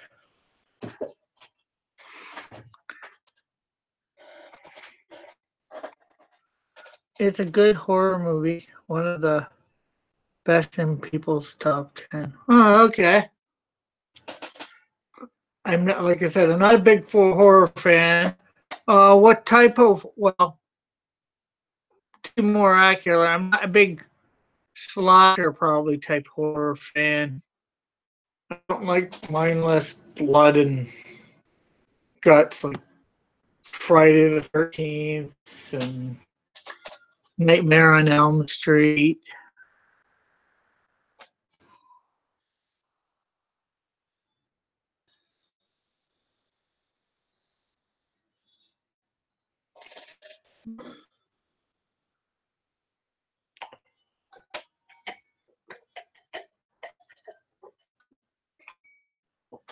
But creature horror movies, I think I can take a little bit more. I guess you can consider Jason a creature, but yeah, I think you know what I mean. Like werewolf, vampire.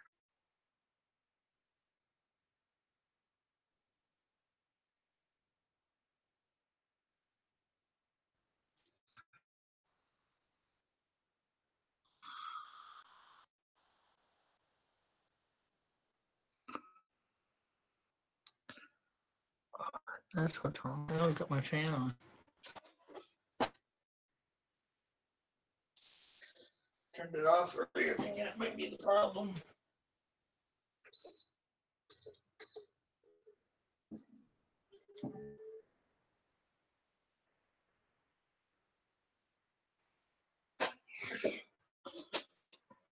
Uh, I don't mind jump scares. They don't usually scare me. Startle, maybe. There's a slight difference.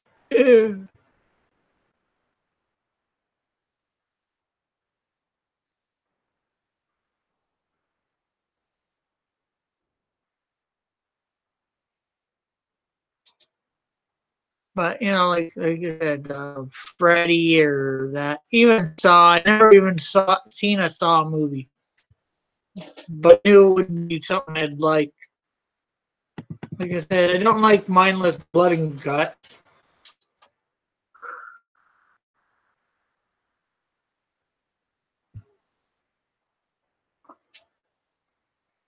I don't mind suspense, thriller.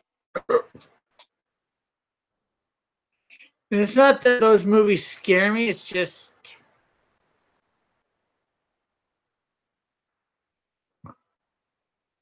well, there's the thing, they don't scare me, and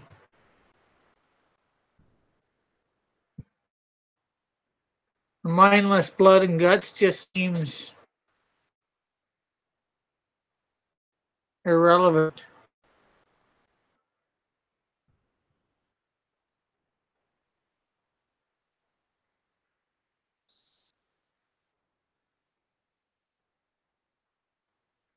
Sounds interesting. I take it that's the thing, what it is.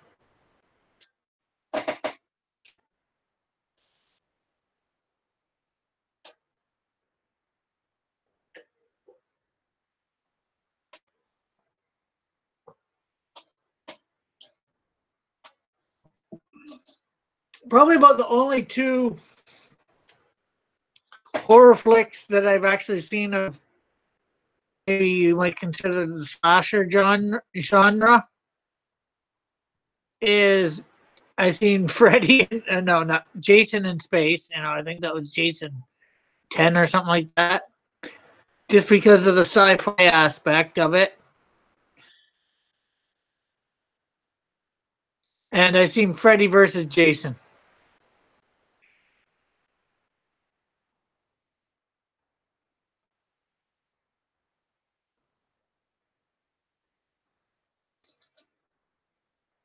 But yeah, if that's what the premise is for the thing, at least because I think there was a thing way back when too, back in like the 60s or something like that, 60s or 70s, 60s or 70s.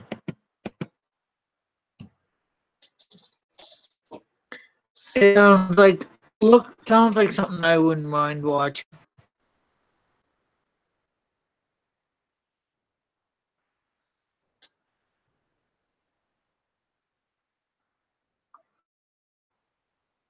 The sci-fi aspect could draw me in. Space Alien.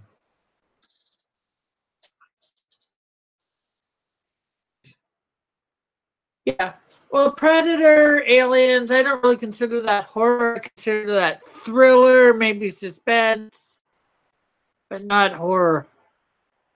But that's only one man's opinion. For whatever it's worth.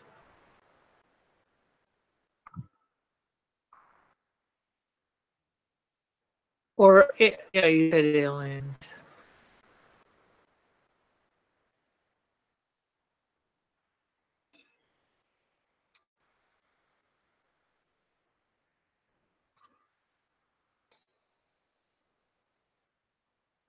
If you like that horror, that's fine by me too. Don't get me wrong. Everybody's got their stuff they like. I got a friend here that likes horror.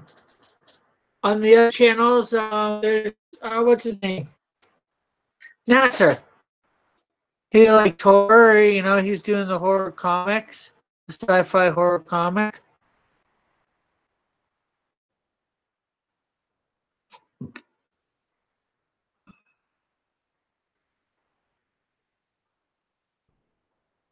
I ain't gonna come down on anybody for liking that stuff.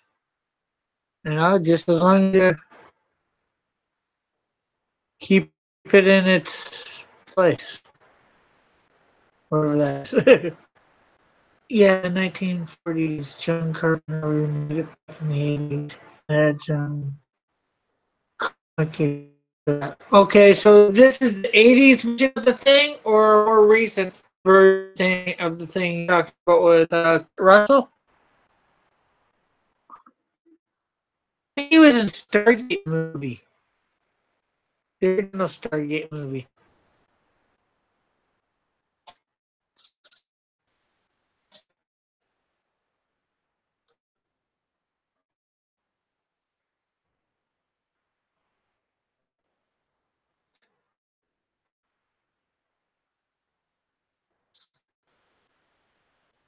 I think I might have played a little bit of it. I'm not sure. I'm not sure where I would have played it.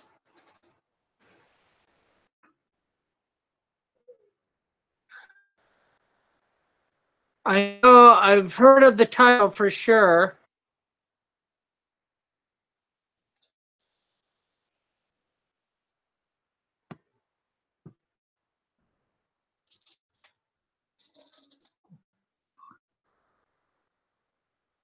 But I know I wouldn't have played it and beat it.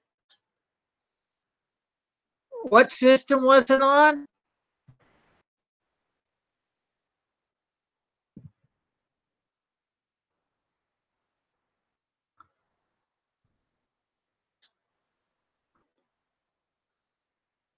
Deep Space, that is.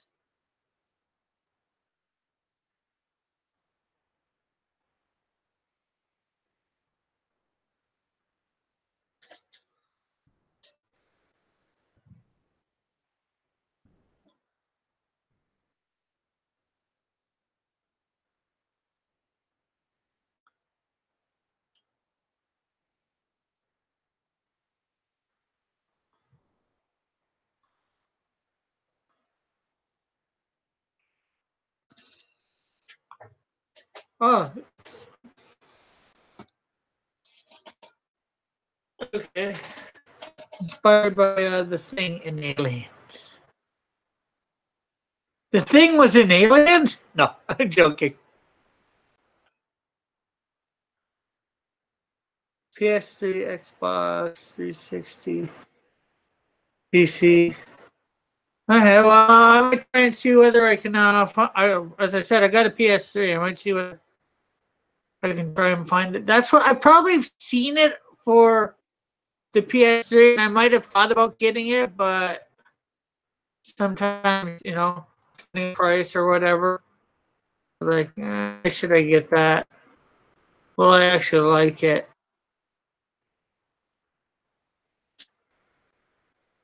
Do I want to put that much money?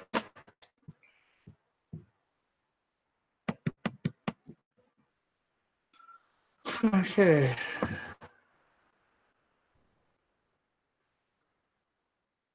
Mandrill.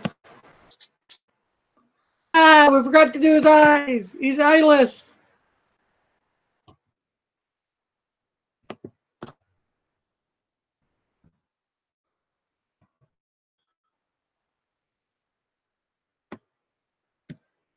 For now and evermore. You would never be able to see again. No.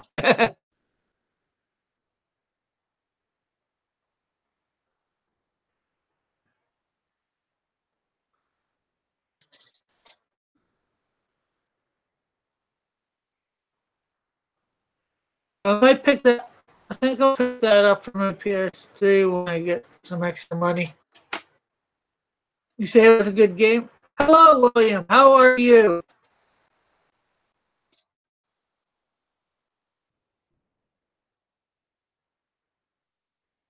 Anything you would like to know, William? Hello, hello, hello.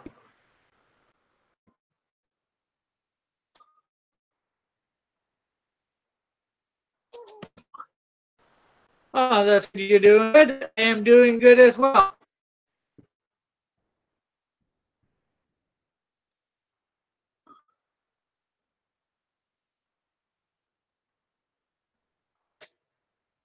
This is Man Drill. As you can see from the title right there, Man Drill. um,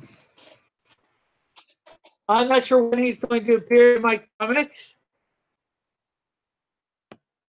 I came up with him.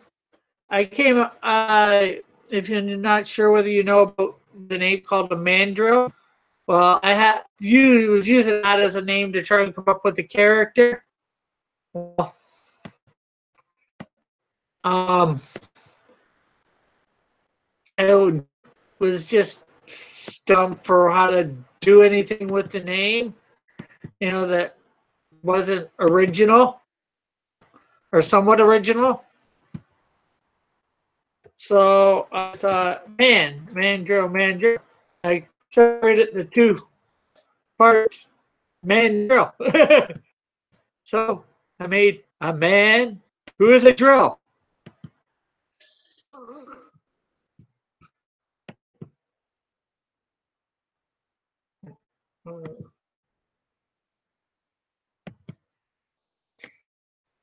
Oh, and William seems to be gone. Or is it William gone or Chad gone? Who is still here? Who is here to keep me company?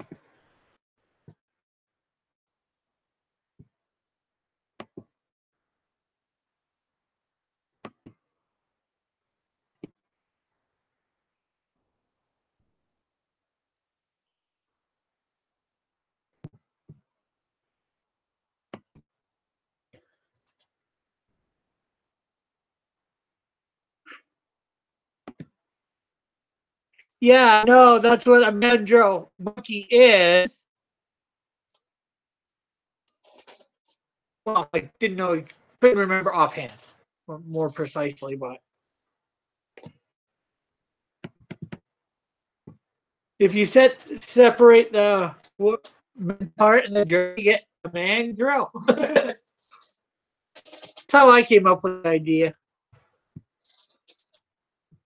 Anyways, brushes, artistic.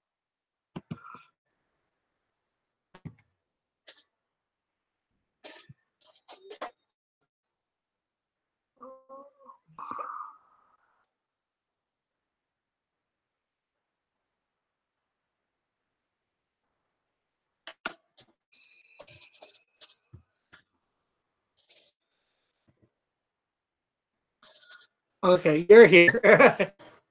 Okay, then I guess Chad has left the building. Or the chat, in this case.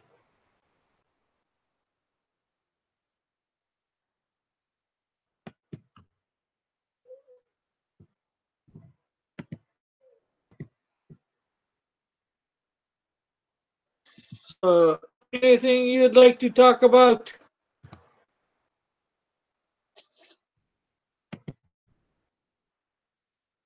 Oh. Okay. You're both still here? Okay. That's weird. Oh.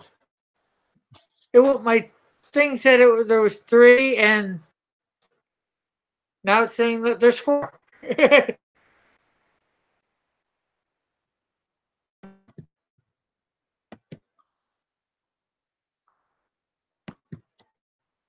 Okay. Delete that. Okay, that should. I think that gets rid of any excess lines that I don't need. Put that back down. Come out.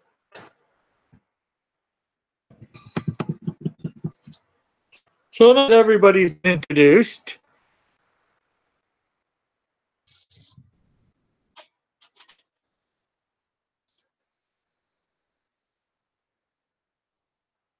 Try using the monkey's color palette.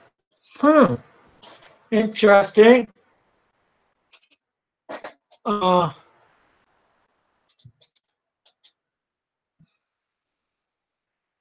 He doesn't mean the thing from the Fantastic Four either, really.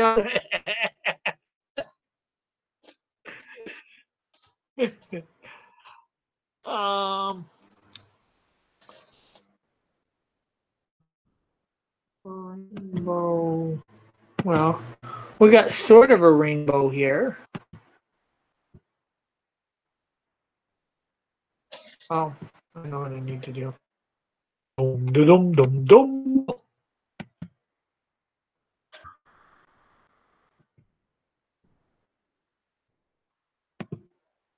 There. Now we should be able to do something. Although we need.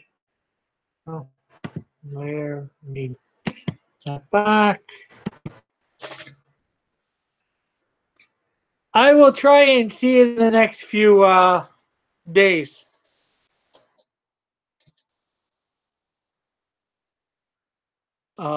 Chad.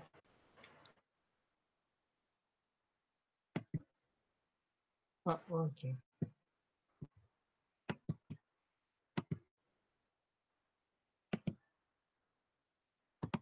I might even try and see it tonight before.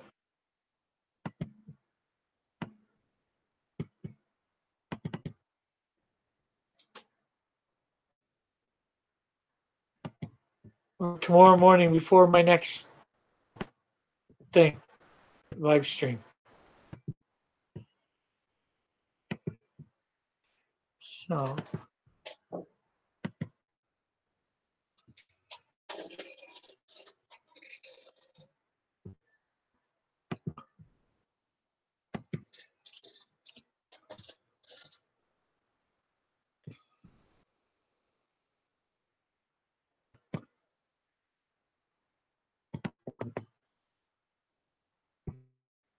Is that movie all in Japanese with subtitles, William, or is it dubbed in English? What?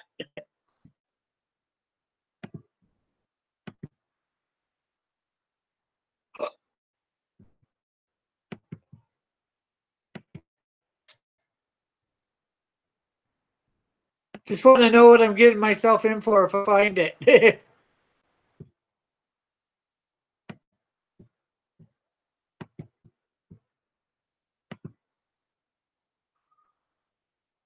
Okay, so. Danielle, black and white, they're precious innocent.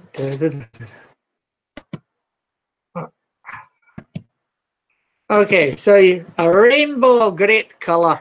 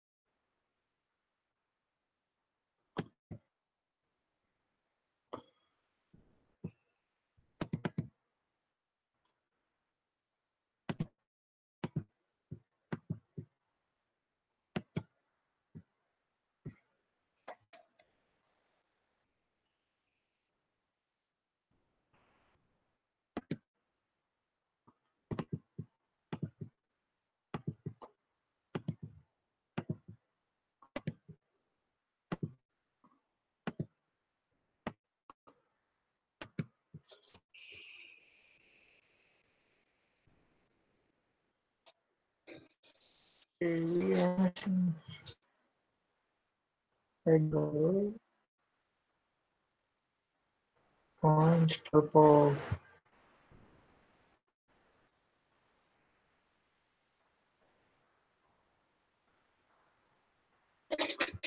Okay, what other colors are in the rainbow? Is it just red, yellow?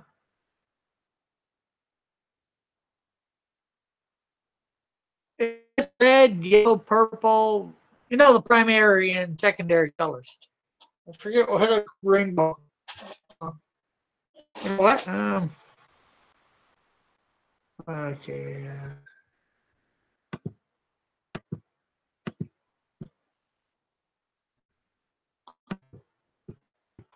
That's fine.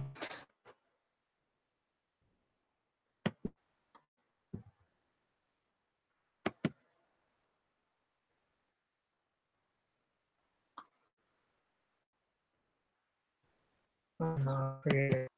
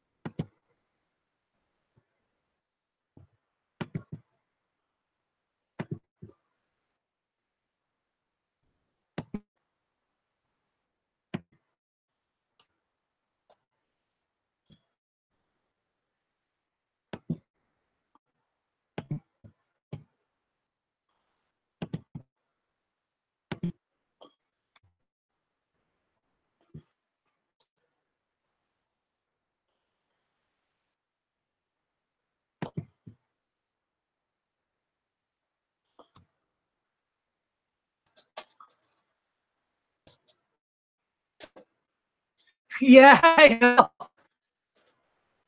I've been doing my stuff here and chatting with Chad. So I've been taking my time, you know. When you got somebody to talk to, you don't rush so much. Nobody to talk to, it's like, I got to get this over with.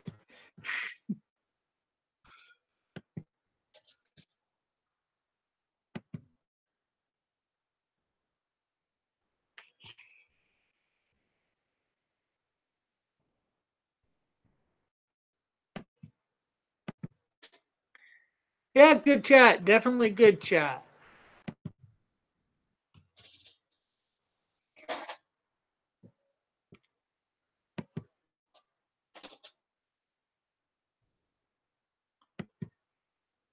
Yeah, yeah, make it blue.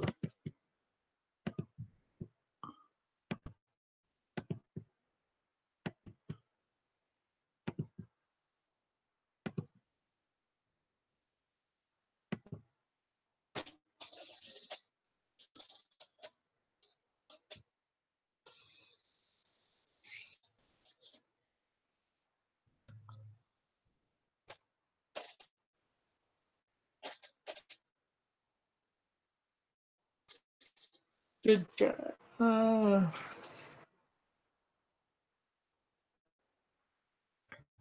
Doo-doo-doo.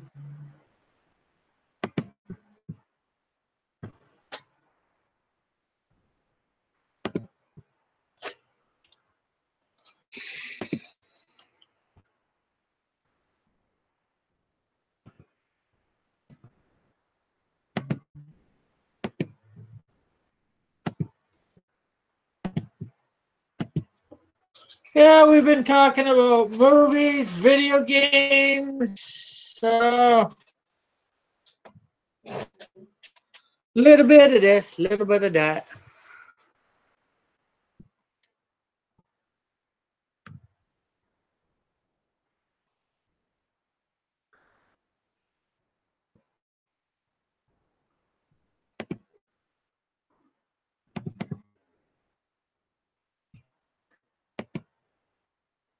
Anything you'd want to talk about there, William?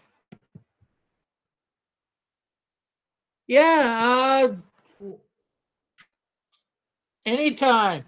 Well, not anytime. I have my live stream on Monday through Saturday, as you know. I got started a little later today than I would have wanted.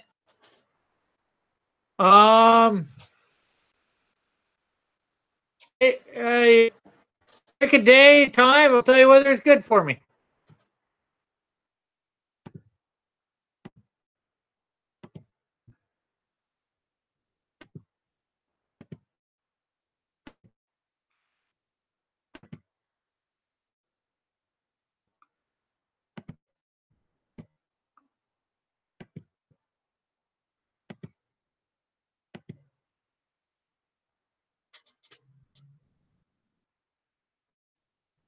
Get a Discord going. Yeah, you know, this is what I want.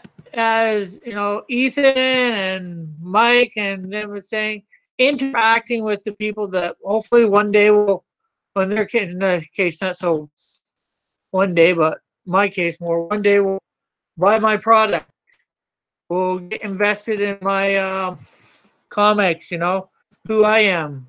You know, I hope you like what you're seeing. You know, you're seeing a lot of stuff that's good, characters that are going to be there in the future.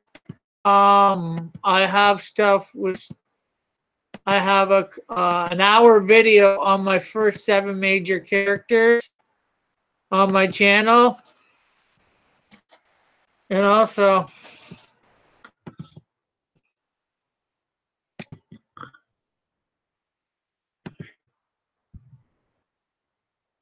I'd say you guys are in at the ground floor, but that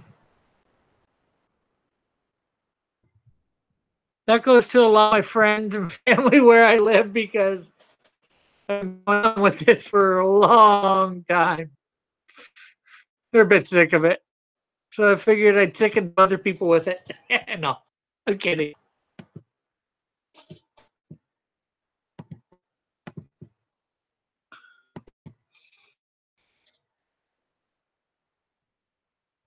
Yeah, you have to send a link somehow. Either uh, when I'm doing with Action Artist, he just puts it in the whatchamacallit chat for me to click on. But if you have an email or something for somebody or Twitter or something like that, you can do it to them that way somehow. I'm fairly new to this myself too. I started my channel like about, I have two channels actually, and I started them like about 2 months ago, maybe 3. And I've been starting the live chats maybe a month ago, and I wasn't doing them on a regular basis, maybe 3 weeks ago.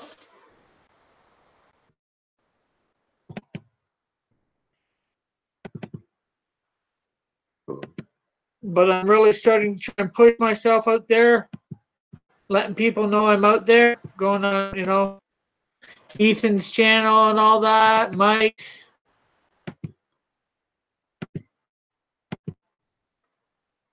Anybody I can, just letting them know I'm out there in some way, shape, or form.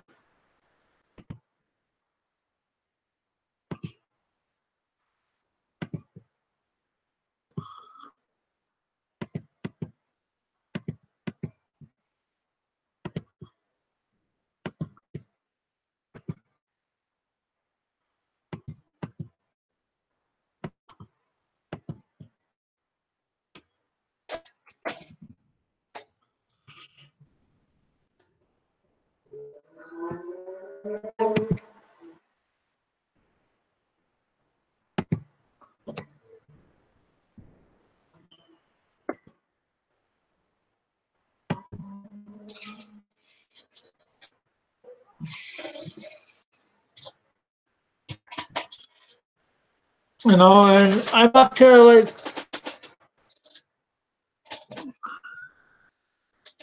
yeah, we can figure it out together. So, yeah, and now I'm, for maybe the last 2 or 3 or 4 weeks, and on those ones, and more within the last week and a half or 2 weeks, and I went from like under 10 subscribers, and now I'm almost at 30 subscribers.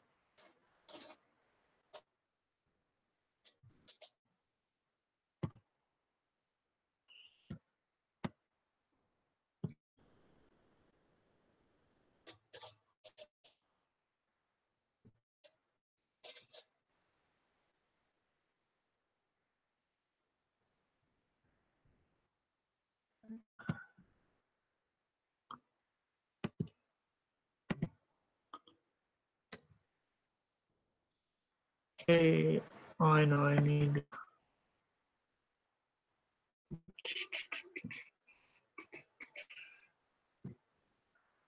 I know.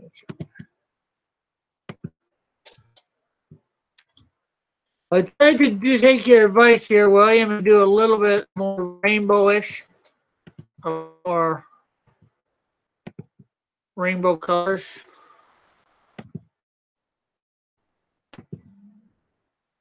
He doesn't look exactly like a rainbow, but included all primary color and all secondary colors.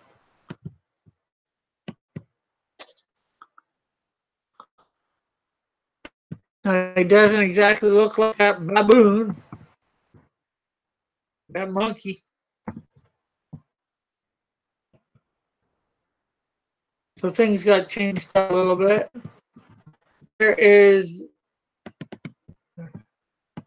the original Mandrill versus the new one. What do you guys think?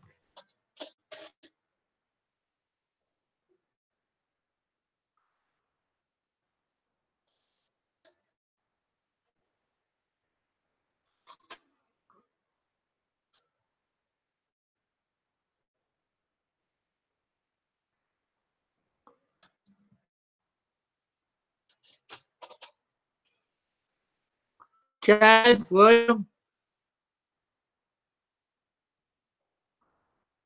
What do you think of the new look Mandrill versus the new color versus the old? I do think I like the new one better.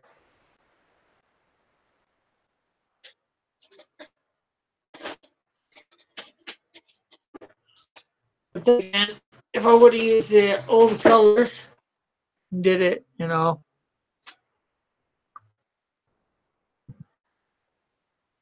Either of you guys still there?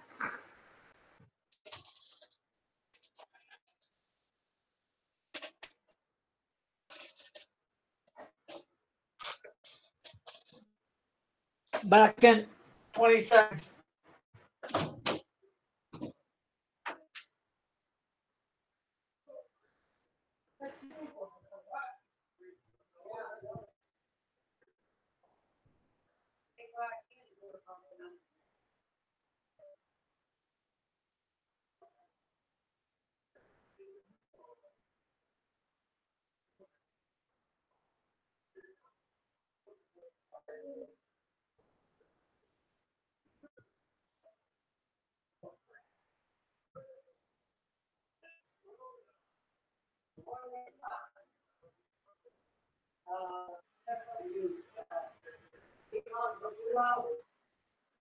William.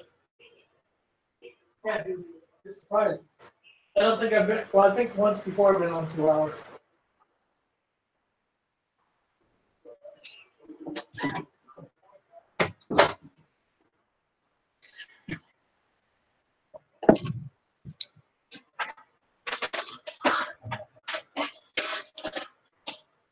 You like the original? Okay. Let's see. Crunk, crunk.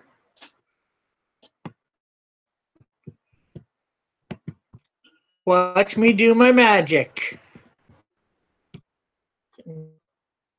Control C, Control V.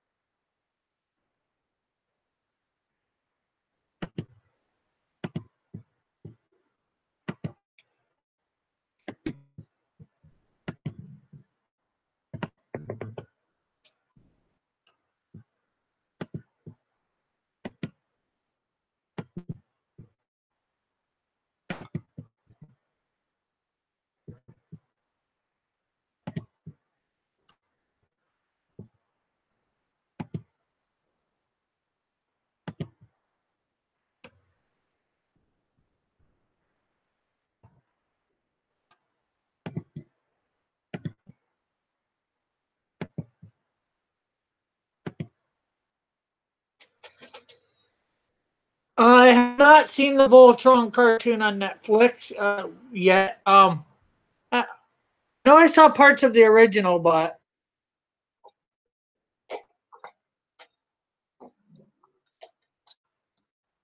any idea if you have had seen any of the Voltron cartoons before this to in full or whatever to understand the nuances of the show, maybe?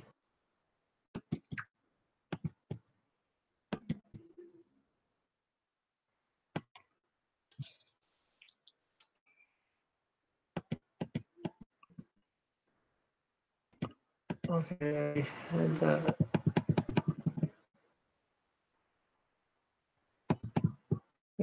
what we're gonna do is we're gonna take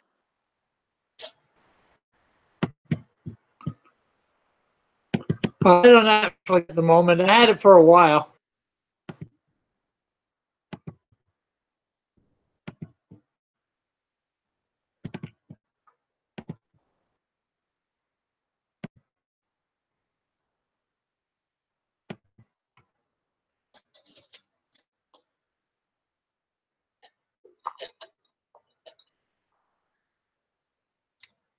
Well, at some point I might try and catch it.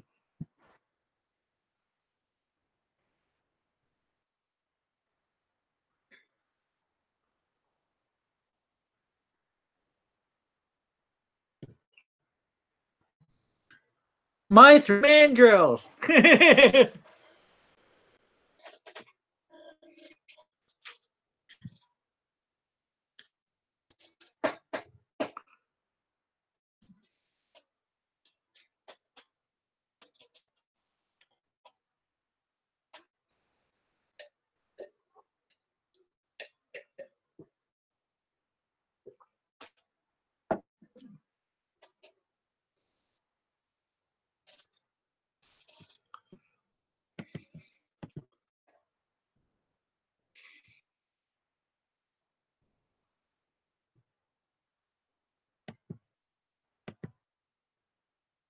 Okay, what do some dangers here?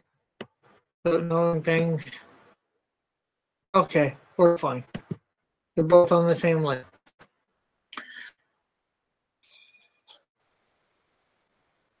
It's yeah. There is a Castlevania cartoon and all that. Actually, I think there's two: an older one and a newer one, and based on the video game. I'm not sure which version of the video game, but so save as Illustrator.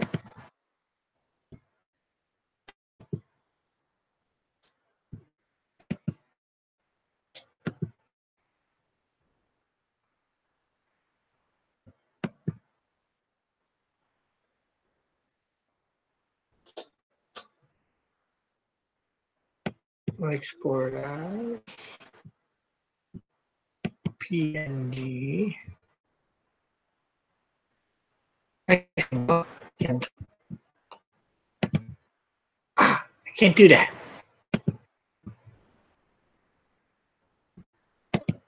Oh, maybe I can actually. What's this? Delete. Export as.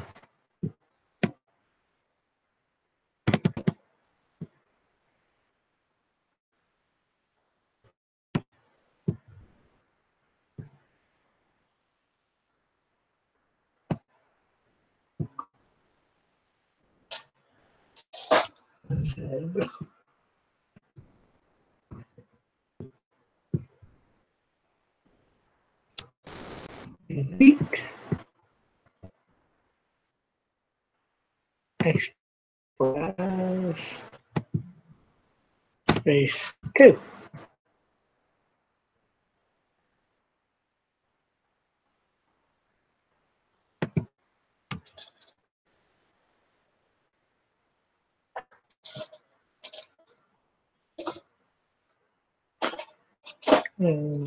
Good.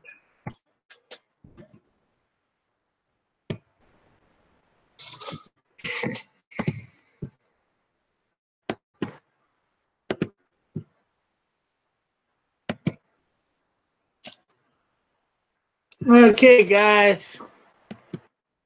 I'm here to chat.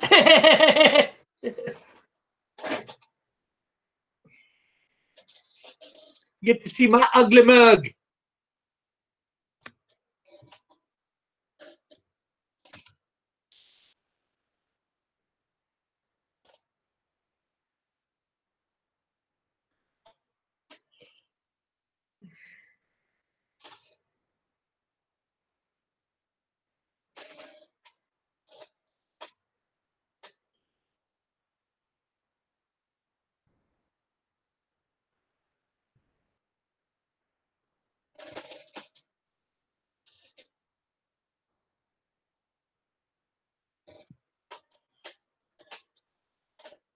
So, okay, yeah, blah, blah, blah. Yeah, it's based off the third Dracula's Curse before Rondo of Blood. Do. Yeah, I thought about checking it out myself too. I did not mind the first Castlevanias, although I never completed them to the end.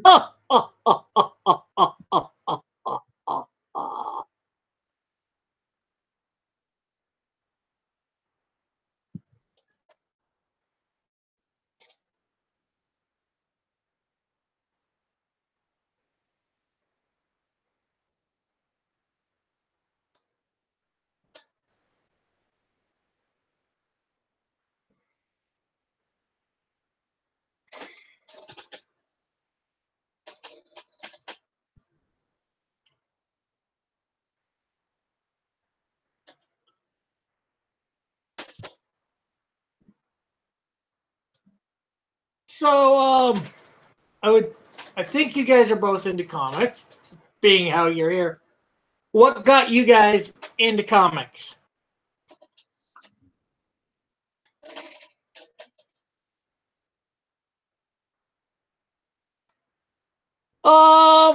Depends on whether you consider. I'm not. I like anime. Probably don't watch a lot of it. You know, I've seen different ones. Probably it's more older stuff. Either say Robotech or Battle of the Planets, where G-Force is in, would be my more favorite two animes. They're real older. I'm not too much into the modern stuff. I've seen a bunch of Sailor Spoon.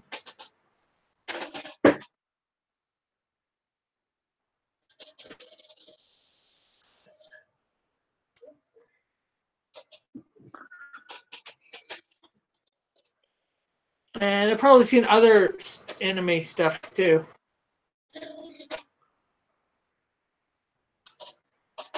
Oh, I don't like Digimon. Digimon's anime. I like Digimon. That's probably a more recent one. And I've watched some Yu-Gi-Oh! I didn't mind that too bad. I have not. I've read some, not a lot. More of the manga that I think I've read is a few, probably about 10 years ago or more. They did Spider-Man Magna and X-Men Magna and all that. I've read read those. I think I might have read some other stuff, but not a lot. Have I do I read Magna? Although I would like. Although I would like to try and create a drawing style that is a cross between Magna and American. And I'd love to have that for one of my comics. One of the comics that in my company. Have some sort of cross between American and Magna style.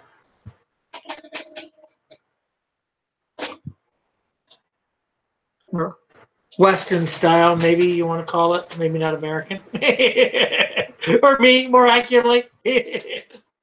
Although, technically, I'm an American too. I'm a North American.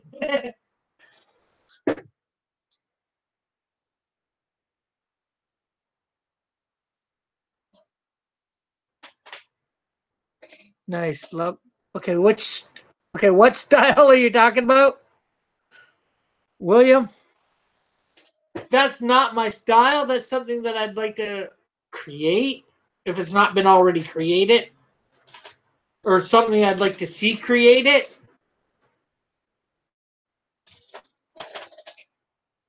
Oh, you like anime, yeah.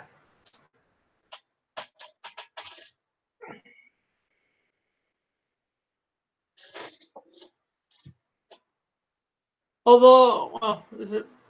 No, I was gonna say it's because of Transformers. We got, because of anime, we got Transformers. But no, that that was because of some robot type stuff.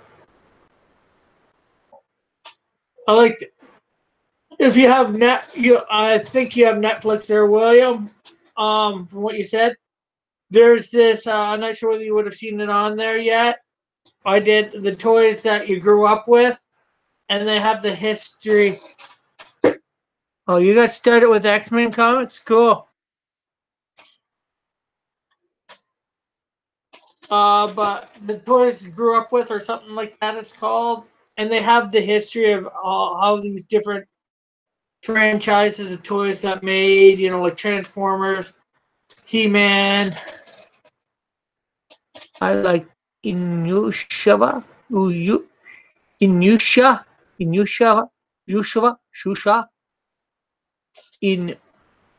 Inuyasha.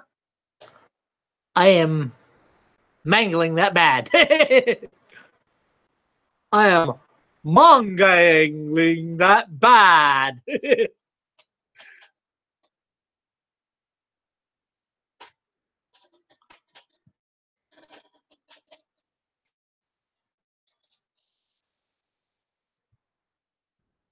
Yeah, I think I might be right off on the title slightly, but they've got some. They have GI Joe. How the GI Joes came about. Transformers, He-Man, Barbie. Not that you care about Barbie.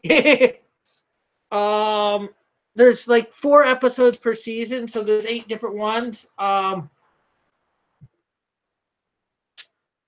I liked all the first season. Heck, I watched the Barbie one, and that was fascinating to learn too. You know, not that I'm a fan of Barbie. Oh, and Star Wars. They did the Star Wars toys and Star Trek.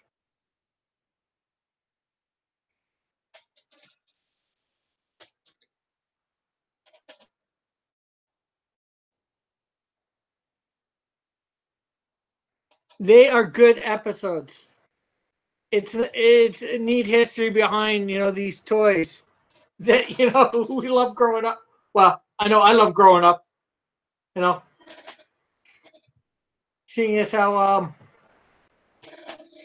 yeah, I love the history. As I was saying too.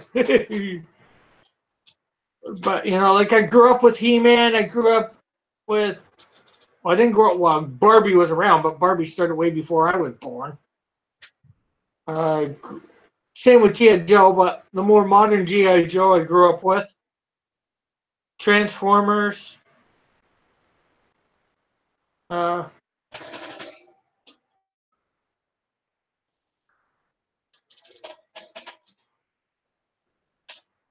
uh, well, Star Trek started just before I was born, but I grew up watching reruns of it. Star Wars was after I was born, but I grew up with Star Wars, so it was neat to know that. Well, not so much the history of the toys. Well, some of them it's because of the toys. If it wasn't for them wanting the He-Man toys, we would have never got He-Man the TV series. Inuyasha. Inuyasha. Inuyasha.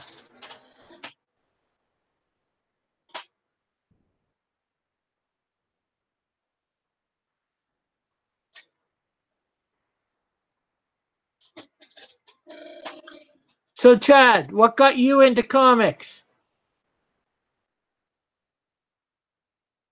Me, it was my mom. I grew up watching Super Friends and stuff like that. But my mom bought me these Christian Archie comics, which got me into regular Archie, which got me into Archie superheroes, which I found out they had, and then I started. DC put out a version of them, the Marvel. I mean the Archie superheroes, and around the same time, Superman and Batman had their major arc. Superman getting dead, and Batman getting his back broke, and I started getting into reading the regular comic, mainstream stuff through that. That's my story in a nutshell for indie comics.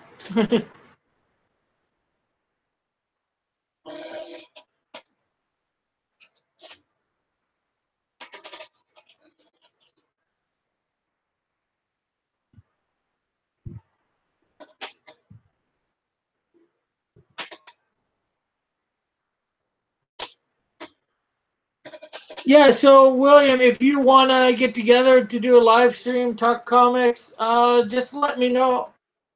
Just shout me, leave me a message somewhere on my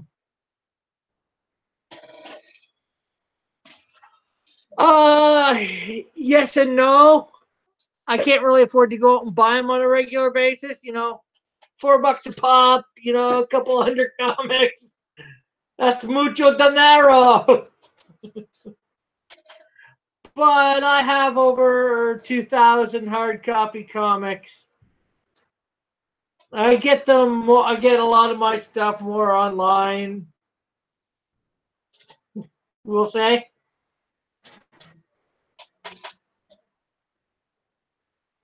I look for, and I'm trying. I look for a lot of the older stuff online too. Like I've got some digital stuff of like stuff going back to the 1930s. I have a digital version of Action Comics #1.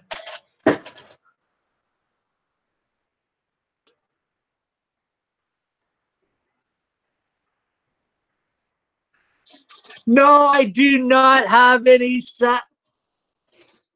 Well, I don't have any Cyber Frog yet. In a couple months, I'll have a Cyber Frog. I'll have two Cyber Frogs. I'll have the Cyber Frog Action, and I'll have the Blood Honey.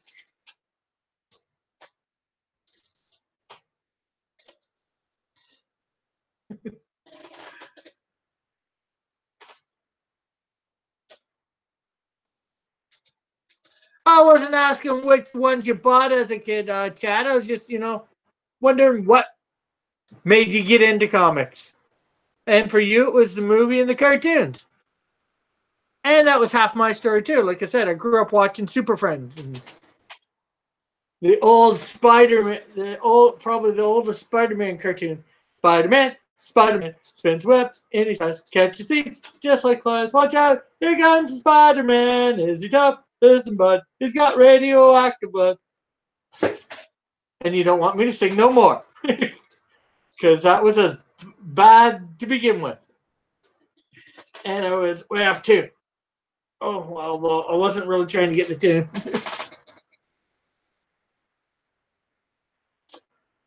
Yeah, actually, it's over 2,000.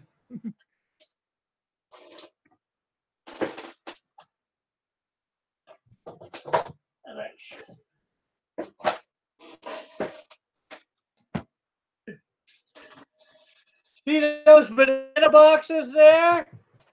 I've got like a good, I'd say 10 of them or more, full of comics.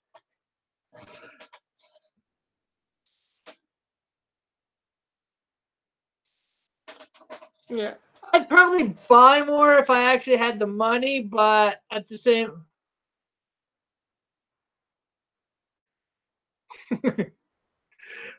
I'd probably buy more comics, but I don't really have the money at the moment. So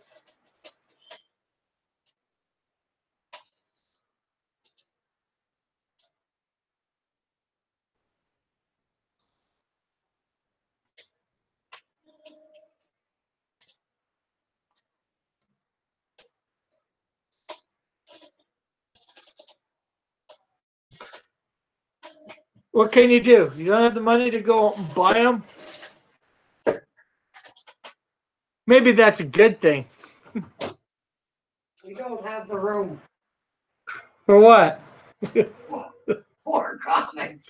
Oh, my mom's also saying, we don't have the room for me for having more comics.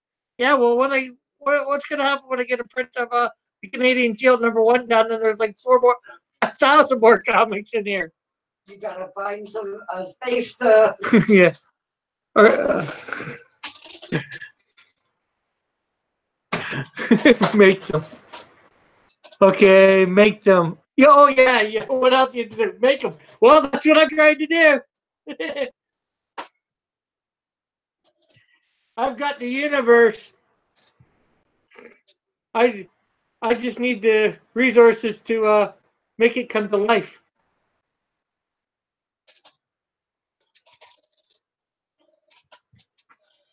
I need the artists, the inker, the pencilers, the inkers, the letterers, the colorers, the writers. Right now, I'm doing it all. And it's a little bit hard. But I don't mind. It's a labor of love.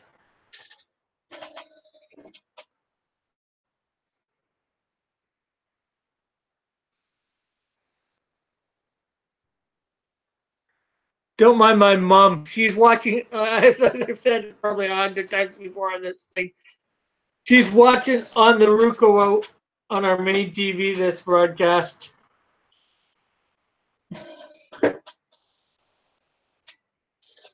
Oh, you got your own universe too, William? Or your own comic universe, that is? Yes. You'll never have seen my hands. Okay, you probably didn't hear that. I said, I've got the book. You got your own universe in your hands. Okay, I didn't quite say that one. You get the drift. I don't know what it is with me doing the Dracula voice right now. Draw, ink, color, letter. And repeat.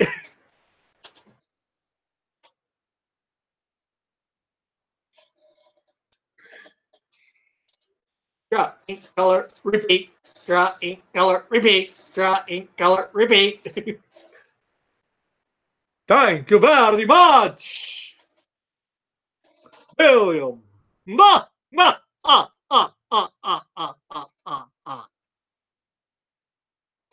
Damn it, man. They all have voices. Yeah. Oh my god. And some are not so good. Oh, this one's pretty good. That one can be. William. William.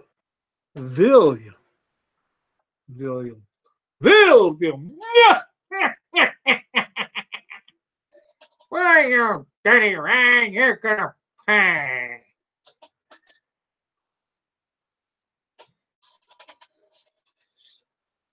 Yeah, I got into the idea of doing voices from a guy named Rich Little. But William you'd probably know who he is, William. I doubt Chad would.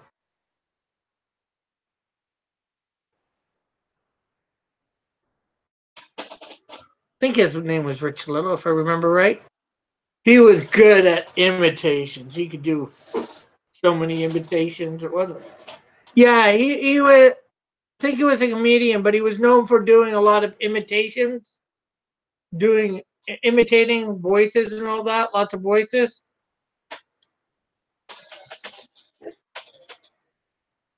This is Creaky Frog for Sesame Street News. That's one tough. Yes.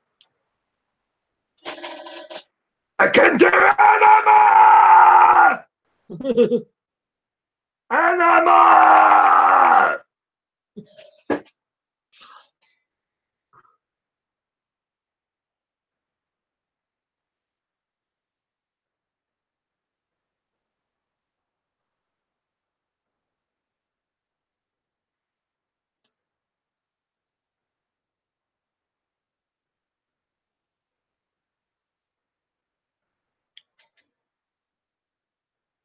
Wow, it's almost 11. So where are you guys in the States? Are you Eastern Standard Time or some other time zone besides Eastern Standard?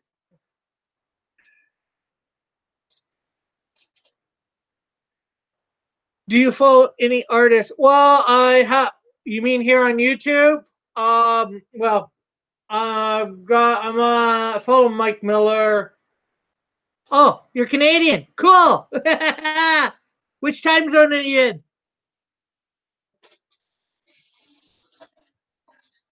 Which part of this great country of ours are they in? Virgin Urine. Are they in the clan of Ontario, Saskatchewan, Manitoba, Alberta, BC, Atlantic? Oh, that would be Nova Scotia or New Brunswick. Maybe even PEI or Newfoundland, eh? So you are an hour behind me. For you, it is only 9:41. Whatever for me, it's 10:41. Yeah.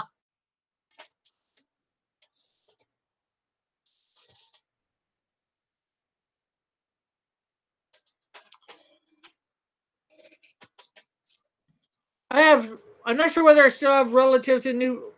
Oh, yeah, you're an hour ahead, not an hour behind. I'm thinking the reverse. Sorry.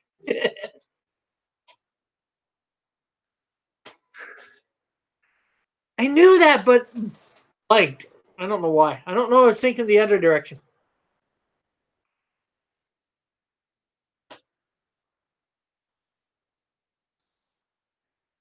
Okay, we will see you, Chad. Remember, I am here tomorrow at noon Eastern Standard Time.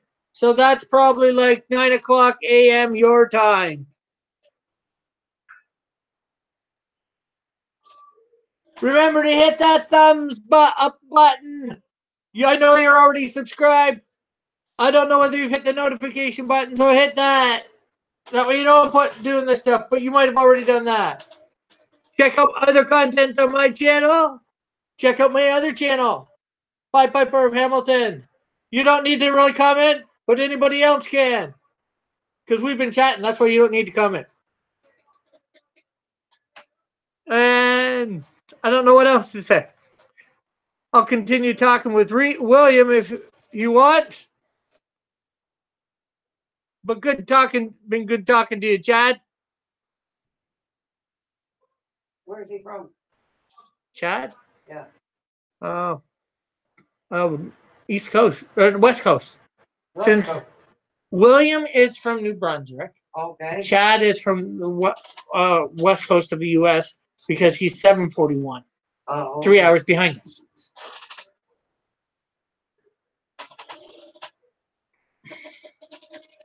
I'll close the door so I don't keep hearing myself. The only one reason I'm wondering. Oh, he's Phoenix, Arizona.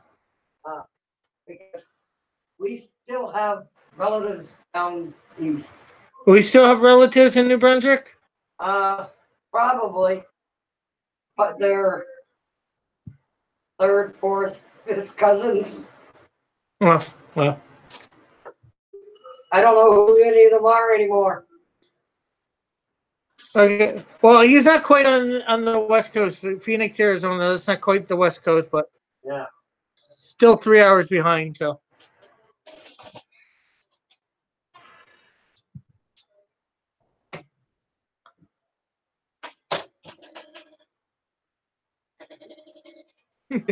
Sorry about that. Just talking with my mama. Mama.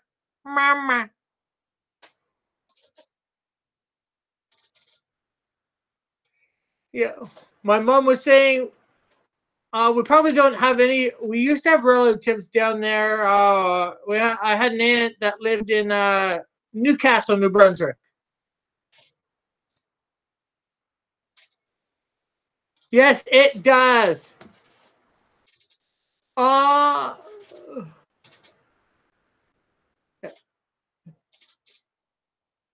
I'd take desert heat over winter cold.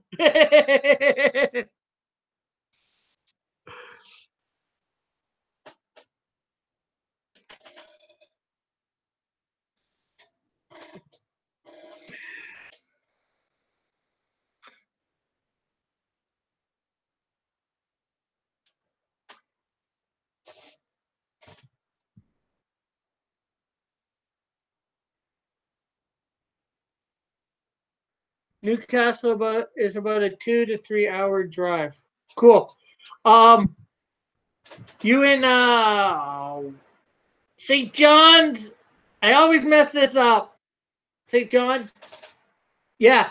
My character Insecto is gonna live in St. John. I didn't think it'd be that far of a drive away, though.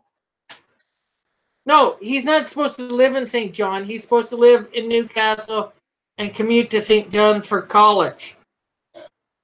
Cooking college. And have a job there, too. I just chose Newcastle for him to live because that's where my aunt lived, and, you know. But it's not a big enough city to protect, so, you know, you chose St. John's for that. Oh, I guess he could just protect all of New Brunswick. Although,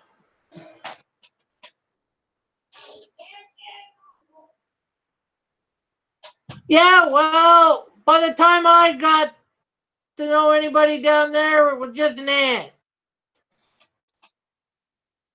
Sorry about that. My mom yelling at me about who would live down there. I'm yelling back.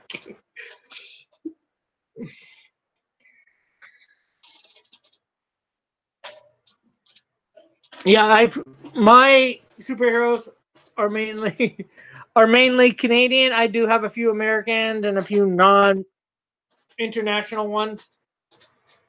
And I spread my heroes out across Canada.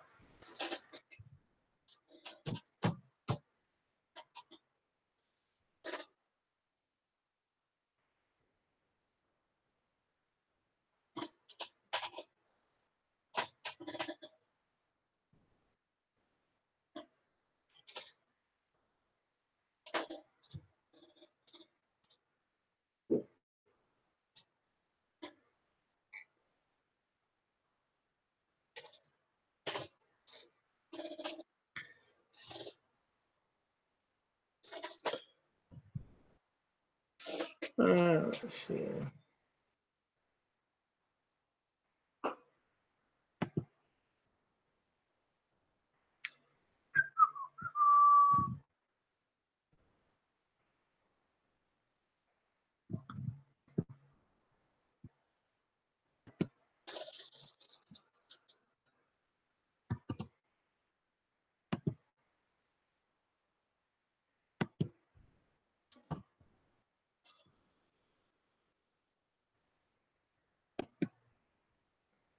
I am not sure if you want to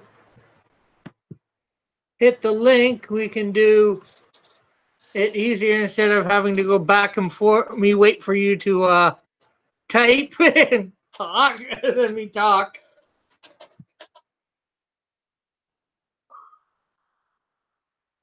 That's if you got Google Hangouts, I guess, too.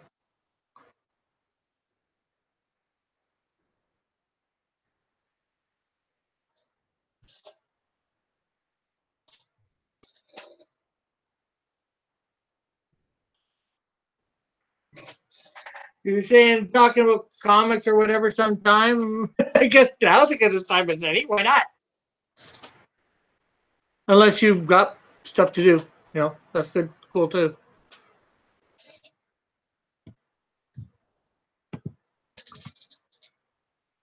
Oh no, Mike. Oh, rats.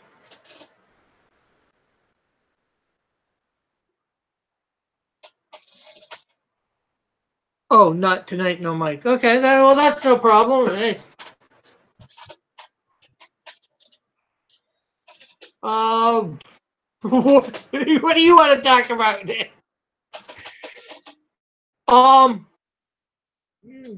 don't know what I was gonna say. What do you want to talk about? Want to know anything about Cross Comics or whatever? Anything about me?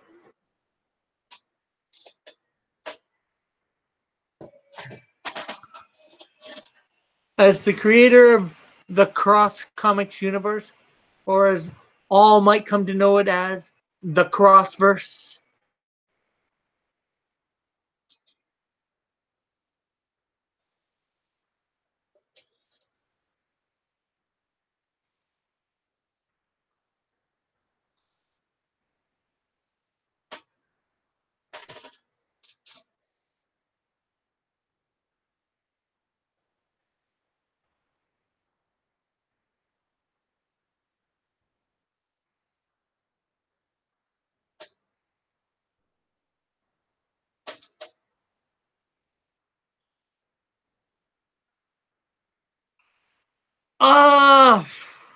Am I published my comic?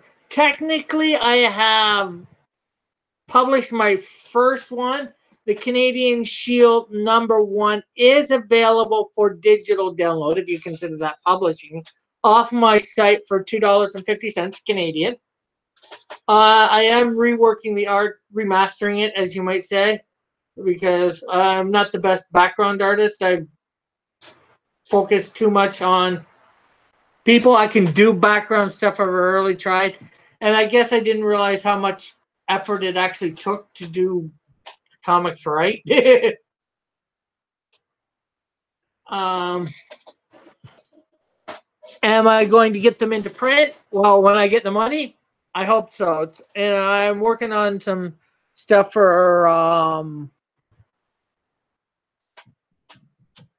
to do an Indiegogo.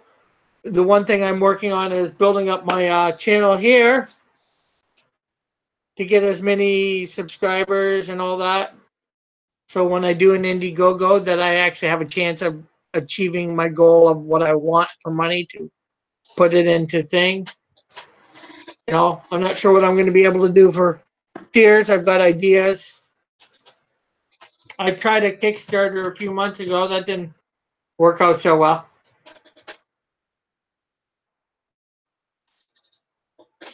But I've recently found out about, well, I probably knew about yeah. I probably knew about Indiegogo when I did that, but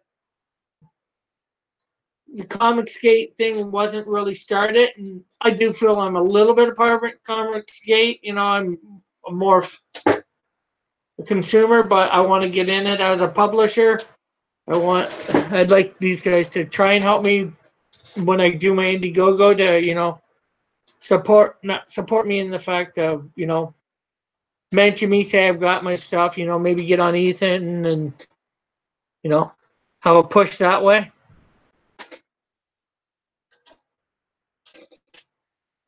No, I haven't reached out to any publishers. I want to do a lot of self-publish. I'd like to keep my brand. I know there's stuff that you can.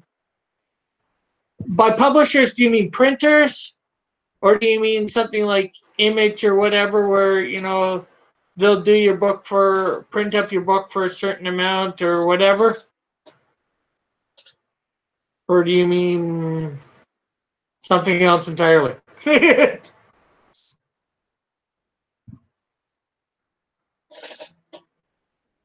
Because the one thing I do want to do is keep creative control of my book. The one thing, oh. Okay, not the printers. Yeah, so the one thing that I've always wanted to do is keep creative control of my comic universe. And the one thing I did know that if I went to like Marvel or DC, and I knew this back like 30 years ago or 25, 20 years ago, whenever things were starting to get a little bit more serious. I'm not sure how you want out the exact timing, but I knew I didn't want to go to say like Marvel or DC to try and get them on board for money wise, because I want my characters to stay who they are. Mine is, as I've said, a faith-based Christian. They're Christians, most of my heroes, and I want to keep their core beliefs and all that. I don't want them to change who they are. And if they would have got a hold of them, especially with this SJW nonsense going on, the window with what they believe. Heck, just look at Batman. They just made an atheist.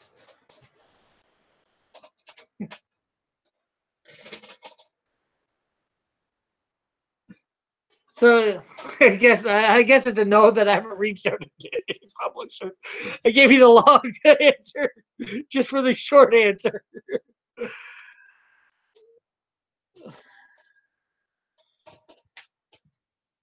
But I thought of doing something.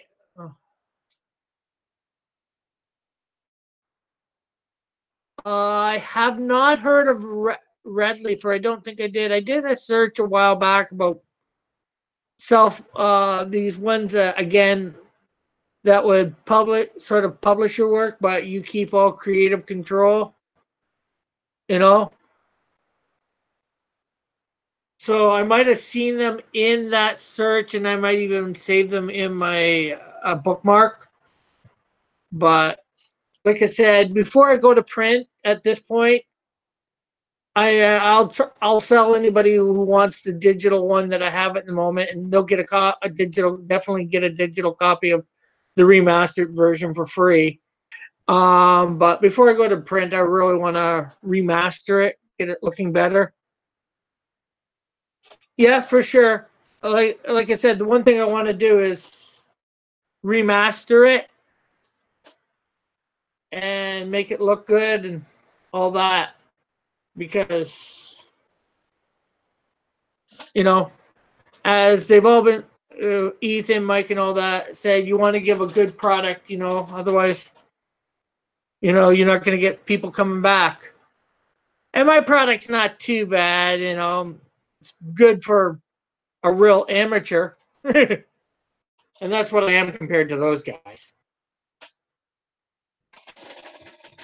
I've got half decent art, my best thing is probably penciling.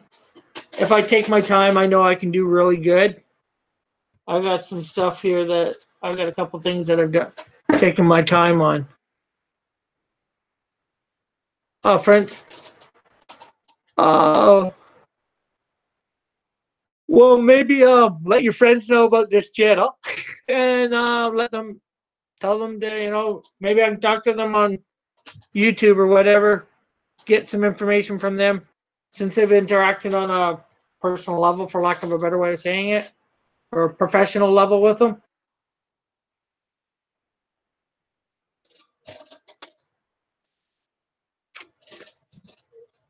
Well, let's see. Hold on. I can. Duh.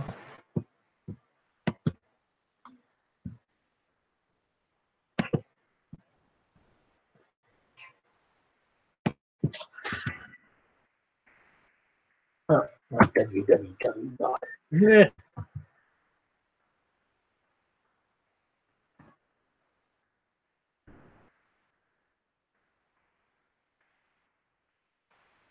Is it Redleaf Studios, publisher, what?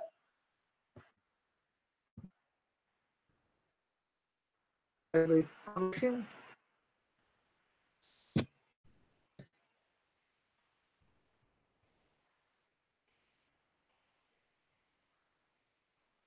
Redleaf Press?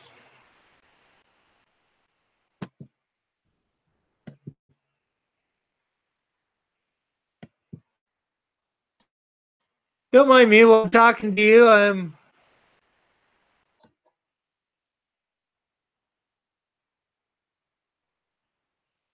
Okay, I don't think this is it. They got books here, but this is.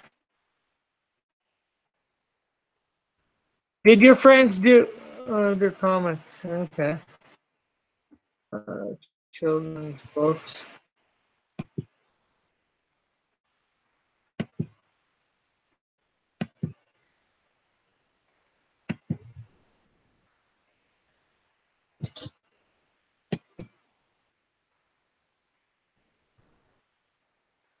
I don't think that was it.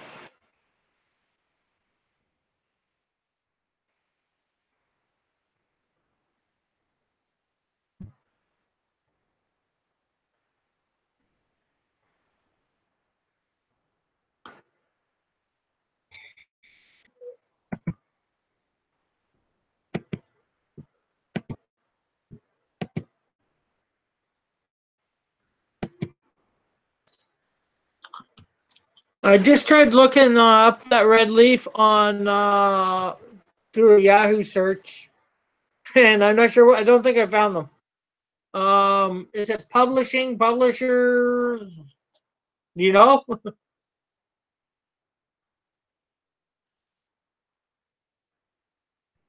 The leaf, all Canadian. Okay.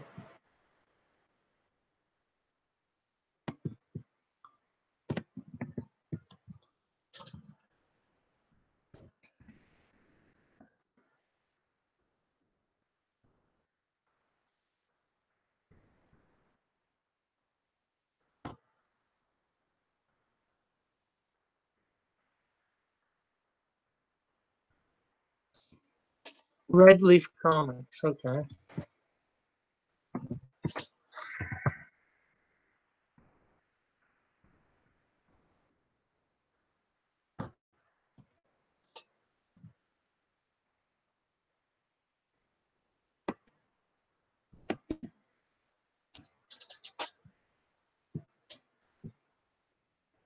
It's not found.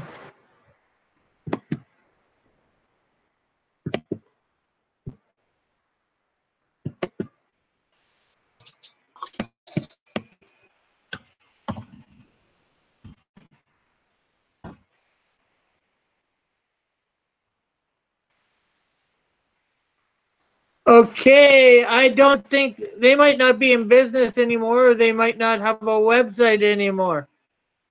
Because I looked them up, Red Leaf Comics.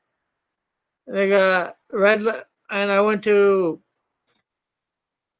one of the links here called redleafcomics.com/leafhtml. That was page does not exist. I took out leaf.html to just have redleafcomics.com and nada, nothing.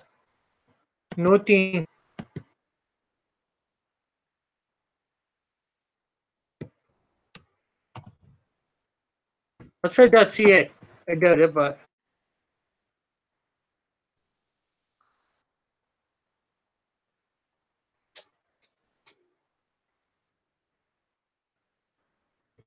nope.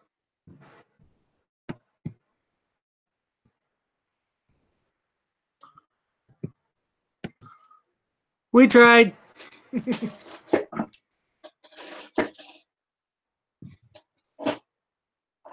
Oh well. It is better to have loved and lost than never to have loved at all.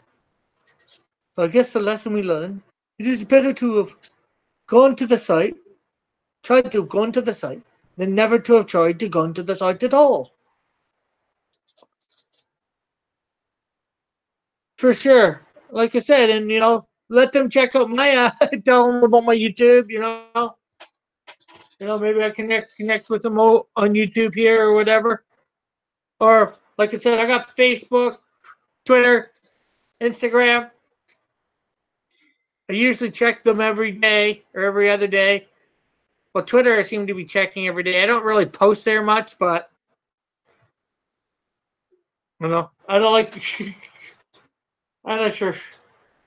I tried out Twitter years and years and years ago. And I'm like, okay, this seems senseless. Never came back till I wanted to, try and help promote myself some more, promote my comics more. I'm on there as Cross Comics. On Instagram as Cross Comics. Facebook, I'm on as myself, but I got a page for Cross Comics and a group.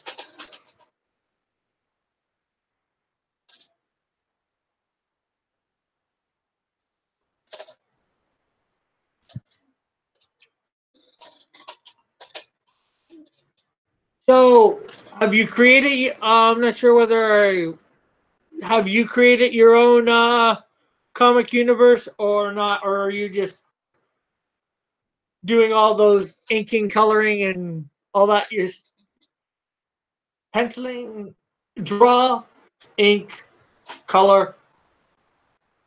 Yeah, letters for somebody else.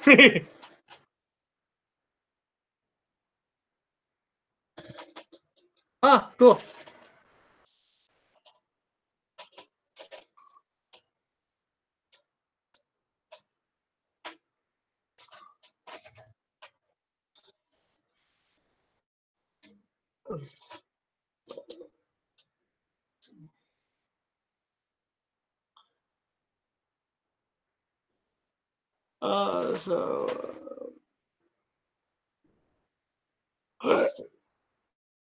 Anything else you'd like to know?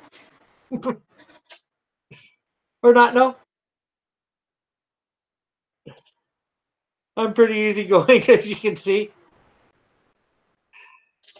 Or here. Well, actually, I guess you see in here. I just read. I guess I got to see him read.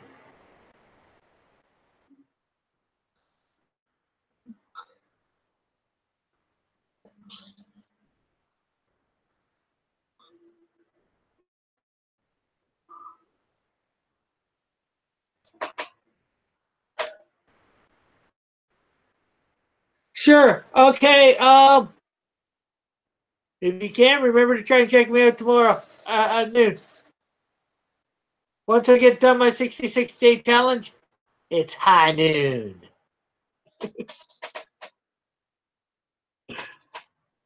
Okay. Go check. See you over at Gary's.